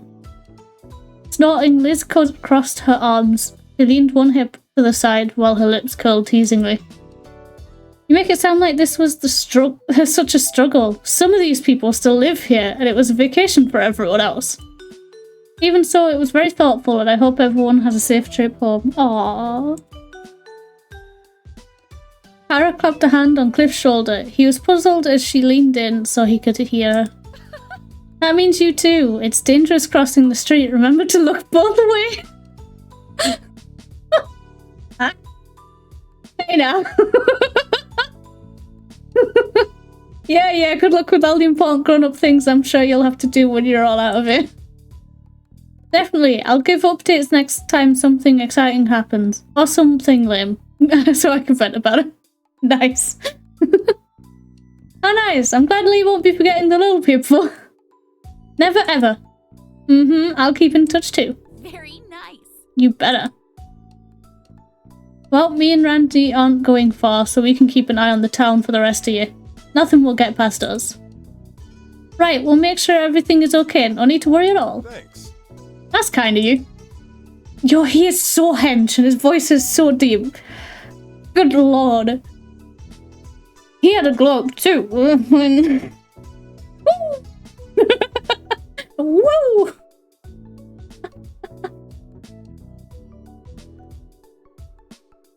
Just saying. Miranda and Terry gave each other pleased smiles, already committing to their self-appointed task. Derek scratched the back of his head, wearing a pensive look. It's always sad when I have to leave this town. It happens too often, but at least there will be people looking out for Sunset Burb. That makes me feel better about it. After a pause, Mr. Holden gave the younger folks a thumbs up. That's all great. You've got a lot to be proud of. A lot to be looking forward to. Well said, Cliff. I'm thankful that I've been privileged to witness the growth you've undergone over the years. You've each matured beautifully. Both was touched by his parents' word and struggled to come up with something to follow. Oh, bless him. Yeah, it's been good seeing him. Oh, bless him. No one had taken a step yet. You couldn't put this off any longer. It was time to say goodbye. Bye, I'll see you again. I'll miss you. This was fun. Thanks for being here. I'm so glad we got to do this. Yeah, I'm glad we got to do this. Me too. Today was even better than I imagined. I don't know what we're gonna do without the kids around. I know, they keep us young. We're not that old. Some of us still got it. She winked at Cliff teasingly and he shook his head. Both of your mums laughed at that and you caught several more cracks of smiles among your friends. Afterwards there was more sniffling and hugs. A lot of hugs. Then people started trailing out into the street, seeing others off. Your friends and family got into their cars and left the neighbourhood. By the time things had fully settled, you realised that the sun had set. Earlier, you and Cove decided on having a car pick you both up. Neither of you wanted to bother your parents after such a long day. It would be a while longer before it would be there, though. It was the right choice, as both sets of parents shot you wary looks. Both seemed ready to call it a night. It didn't take either you or Cove very long to assure them that it was okay to head home and go to bed. With one more round of goodnight and goodbyes, your families returned to the condos. I have to admit, it's embarrassing kids and I have a boatload of cute picnics. You stop that right now. You stop that right now. you stop. You cut that out. You cut that out. Then the only people left on the street were you and Cove. Cove closed his eyes, humming happily while he waited for it to pass. He stared up at the sky. Cove's hands were in his pockets and his shoulders relaxed when he caught your attention with a tilt of his head. So... Can you guess what I'm thinking? Well, at that moment, you were in the neighbourhood you grew up in together with some time to spare. You rolled your shoulders back and pretended to crack a few of your knuckles. An amused look fidgeted on Cove's face while he observed you silently. Could you perhaps be thinking of the fireflies that are out now? Yeah. Yeah, I knew it was coming. Right. Right, do you want to go to the Poppy Hill before we leave? Always. There was an eager bounce in your step as you and Cove crossed over towards the hill behind your mum's house. Side by side, you stared out at the view in awe. Yeah, the fireflies! As you imagined, the hill was dotted with the glowing firefly light. It perfectly reflected the memories of childhood held closely in your mind. Both sides contently. I was about to say intently, and I was like, oh no. Cove sighed contentedly, seeing them across the hill, weaving in around the blades of grass and the stars above. Cove cocked his head to the side before his expression twisted playfully. When he met your eye, you were about to prod him about what was on his mind when he took off running. I bet I'll catch one first! Oh, you motherfucker, it's on. Oh, it's on. Hold it. Oh, it's on. Picking up a bit of dirt and leaves, you bolted in the opposite direction after a few fireflies that captured your attention. First one that flitted into your range, you dove for it. Did you get one? It escaped between your fingers, but that didn't dim a second of your fun. You shook your head trying to find your next target. The next one, I can feel it. Unless you're feeling my future victory. Out of the corner of your eye, you watched as Cove get spun nearly around, following one that was staying just out of reach. Chuckling, you crouched down low, searching the air. The pursuit for fireflies continued till a handful had been caught. Cove crossed over to you with a bright grin that could rival every twinkling bug and star around you. Cupped between both his hands, Cove carefully held a firefly. Corners of his mouth twisted before a few giggles escaped him, and you knew that feeling well. The way the firefly would buzz around, tickling the palm of your hand. Cove's eyelids fluttered open, meeting yours. He watched you with complicated mix of emotions, heavy with the weight of 15 years of history, of memories. What a relief that I got to see the fireflies. This trip wouldn't have felt complete without it. Yeah, I think you're right. You spied another firefly lowering to your eye level before looping up to the top of Cove's head. My brain struggled with that for a hot moment. It landed right on his hair and you smirked. What? You have a very tiny firefly head. I do? Before you could answer, the firefly took off and disappeared into night. You gave it a tiny wave goodbye. Well, that didn't last for long. That's too bad. I'll remember them as my tiny hat forever. Adorable. Me too. Taking a deep breath, Cove held your eye. He appeared to be conflicted about what he wanted to say next, and you waited for him to make his choice. It's so strange not to live here anymore. Most of my life, neither of us were ever really away from Sunset Burb. Well, unless one of us went on a trip somewhere. Or when both our families took trips together. Remember that? Yeah, do I remember giving you a concussion? Yeah, of course I do. He chuckled, losing himself to fond reminiscing. You couldn't help but match his grin.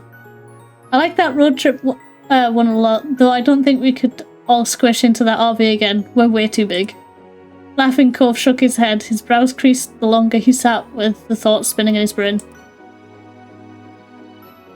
Hi guys. He doesn't remember the concussion. Yeah, I know he doesn't, but I do. He might not remember, but I remember. I remember both of them. Mildly surprised step 4 doesn't have one. But then it's also not over yet. Those visits back with my mum, I remember what a big deal it felt like then, to be away from here without anyone else coming for a whole few weeks. Oh, how little I knew. What did you tell your mum about me when we were on those trips there? We were so innocent then. Yeah, we were so innocent then. Sighing, Cove slowly shook his head. You offered him a small, reassuring smile. We were, and now we're just adults. Somehow. Finally, Cove parted his hands and released the firefly back to the hill. It flew up around his face before darting away into the sky, but your gaze was fixated on him. There was a touch of wistfulness in his features as he watched the bug disappear into the night. It wasn't until Cove turned his attention back to you that his demeanour warmed. Okay, I'm ready to go now. Yeah, I think I'm ready too. I'm not. We have to go. Okay. I think I'm ready to. Are you sure? No. Yeah, it's just goodbye for a little while. There'll be more nights like this one someday. Trailing a few steps behind Cove, you looked back down the hill. You spotted your childhood home immediately. Hang on.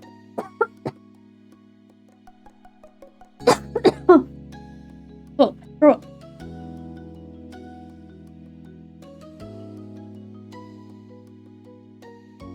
Remember to hydrate, kids. Not hydrate, kids. Just remember to hydrate, comma, kids.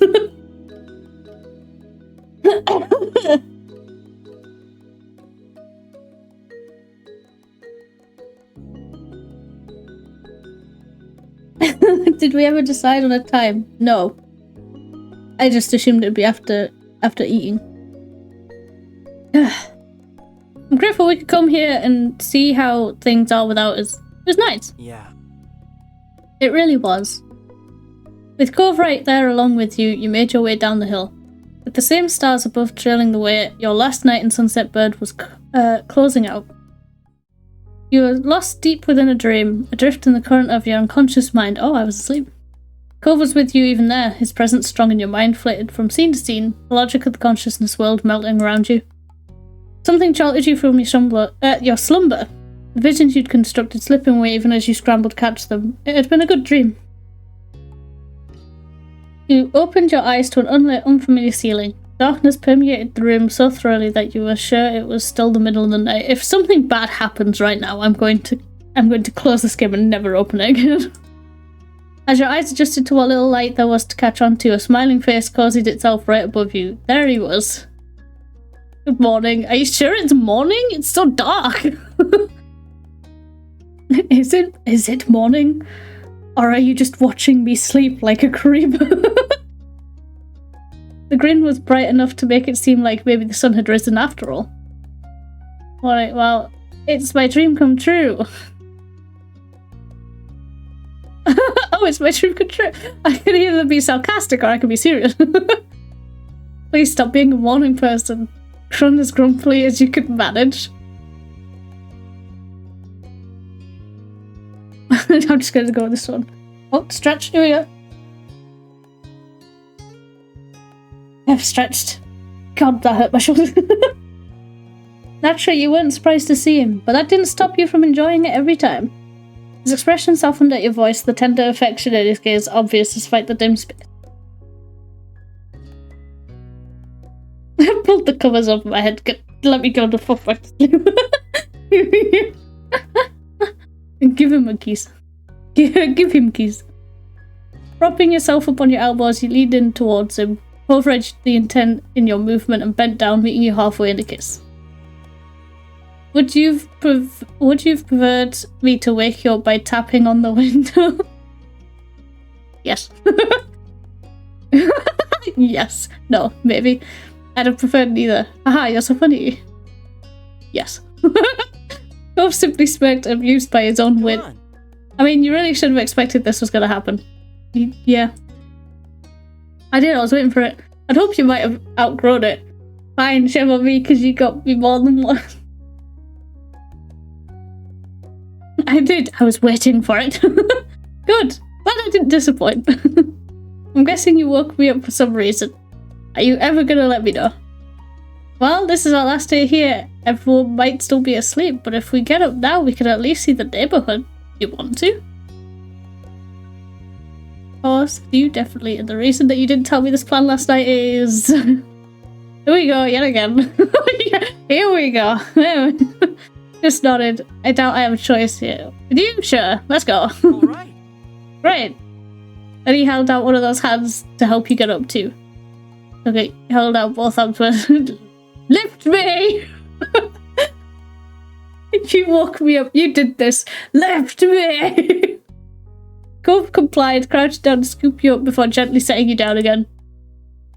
Before you could head out, you and Cove both needed to get dressed. You did so quietly. The strangeness of the hour meant that your body seemed less coordinated than usual. Each article of clothing a new puzzle, but you managed it. I managed. Two of you were eventually ready to head out into the wide world. Dawn still hadn't broken when you left the hotel, yet it was easy enough to get a ride down Sunset Burb. The journey was peaceful. You might have expected sleep to attempt to claim you once again, with the sky still so dark, but Cove's excited energy was infectious. Morning was finally starting to come over Sunset Burb as you arrived, almost like the sun itself wanted to be there to welcome you. Cove turned towards you, his eyes sparkling with anticipation.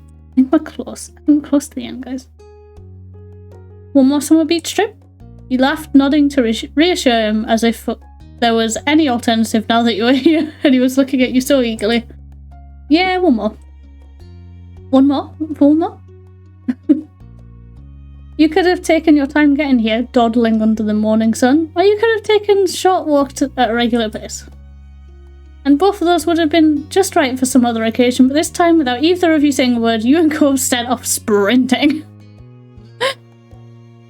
Yeah? Two of you tore gleefully down the street towards the beach, as excited and as ungainly as the kids you'd once been. You were laughing with joy and at the absurdity of it all, being here at the break of dawn with the boy who'd once discovered nearby hill who never completely grew up. As it was still early, you did your best to keep the noise down. To the side you saw Cove covering his mouth to stifle his own giggles, similarly aware of the people sleeping in the condos around you. You thought of what the mean old not grandparents would have said if they could see you now. Imagine if that's the end, it's just they're actually there and they're like, hey, shut up! All you could do was continue running and stumbling down towards the beach, away from the residences and their sleeping occupants. Only a few minutes before you arrived at the expansive ocean shore. Cove kicked off his shoes and strode right into the water, not stopping until his feet were entirely submerged and the waves tickled his ankles.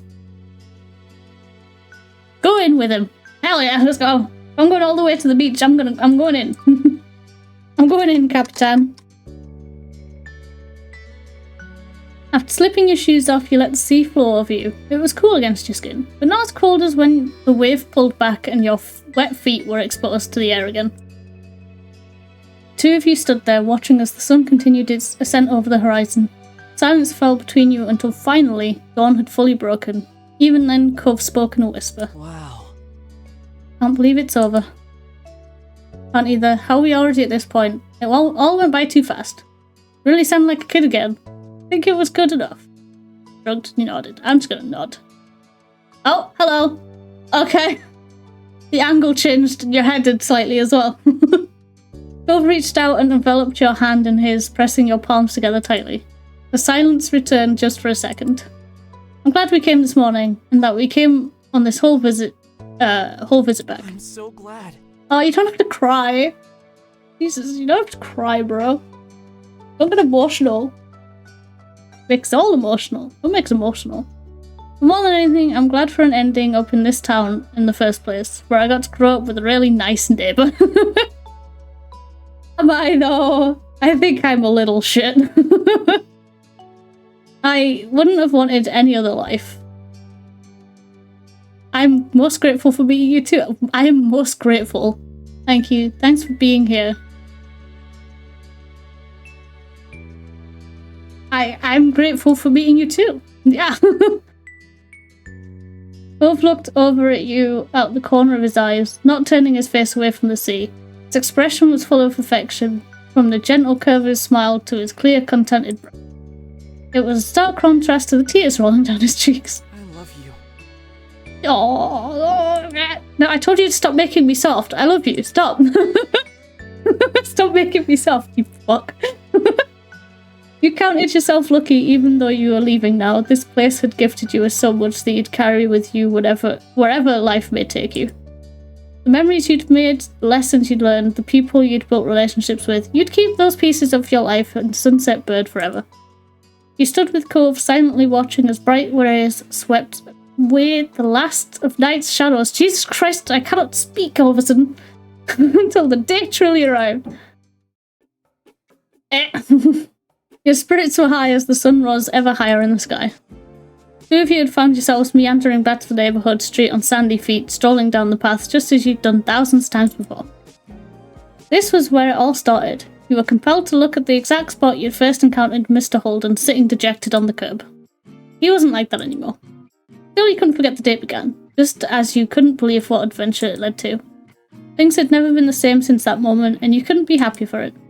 Your mental lingering on that meeting had turned physical, causing you to stop in your tracks. It was only when you heard Cope's voice calling your name that you remembered when you were and realised what you'd done. And what a present it was! The shining sun, a clear blue sky, and Cove by your side, all the most natural things in the world. So what's the next step? You watched Cove expectantly, waiting for him to guide you forward from here. There was a crinkle around his eyes as he laughed. It's up to you now. Ooh, exciting! You're giving me too much power. I don't know. But I don't want it to be you, Spick. Pando. Ooh, exciting.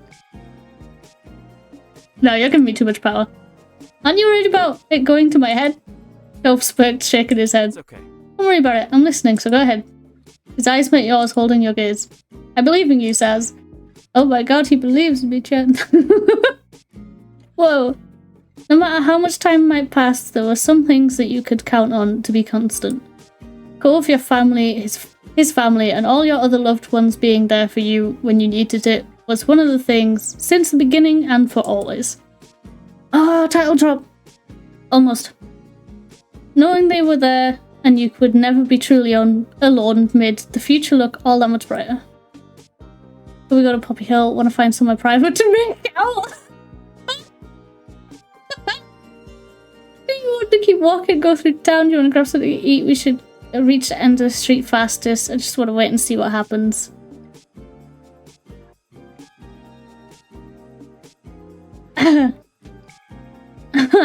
You want to go somewhere private, Mega? You were teasing him with that call, of course, but so much reminiscing about growing up had made you yearn for him. Oh, jeez. After all, Sunset Burp had given you Cove. You wanted to enjoy both of them together. Cove sputtered out a laugh. He covered his mouth with his hands, staring at you over them with wide eyes. So you don't want it? He slowly lowered his hands, his gaze flicking shyly between you and the ground. No, that'd be perfect. Oh, getting lucky. Let's go. Your days growing up in Sunset Burp had been so wonderful. Even the prospect of leaving again made your chest ache, yet you weren't going to let that stop you. It would be hard, but you knew that it would still be there, waiting whenever you wanted to return. Facing Cove, who'd been by your side through it all, you knew that one day you'd look back on these moments now, just as you fondly reminisced about your childhood growing up here. Each happy moment you experienced became only a memory of what used to be. But that was what life was, and it was okay. As it was from the beginning and continued that way for always, life took another step forward. Thank you for beginning a life here. Oh, we did it! You can come back again always. Oh, thank you. Oh, that's so cute. The end. Oh, we did it.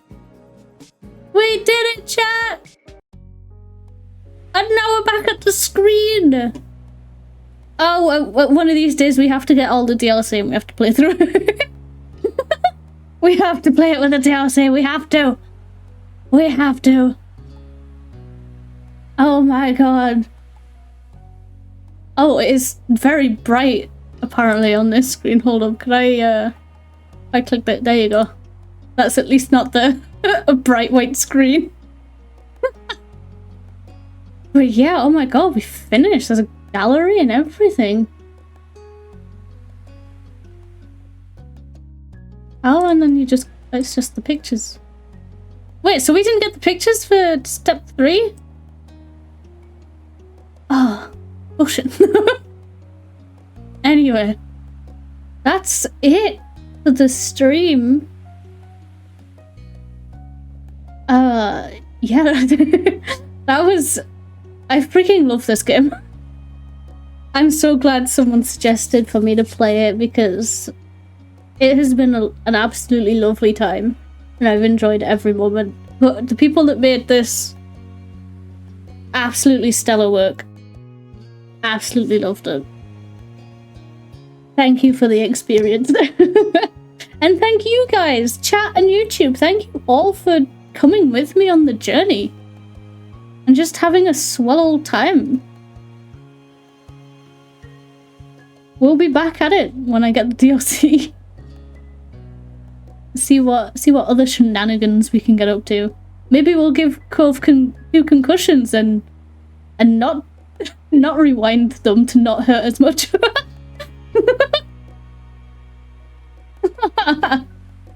But anyway, YouTube, we're gonna cut you off here. Thank you for stopping by. I hope you had fun. I know I did. Bye bye bye bye bye.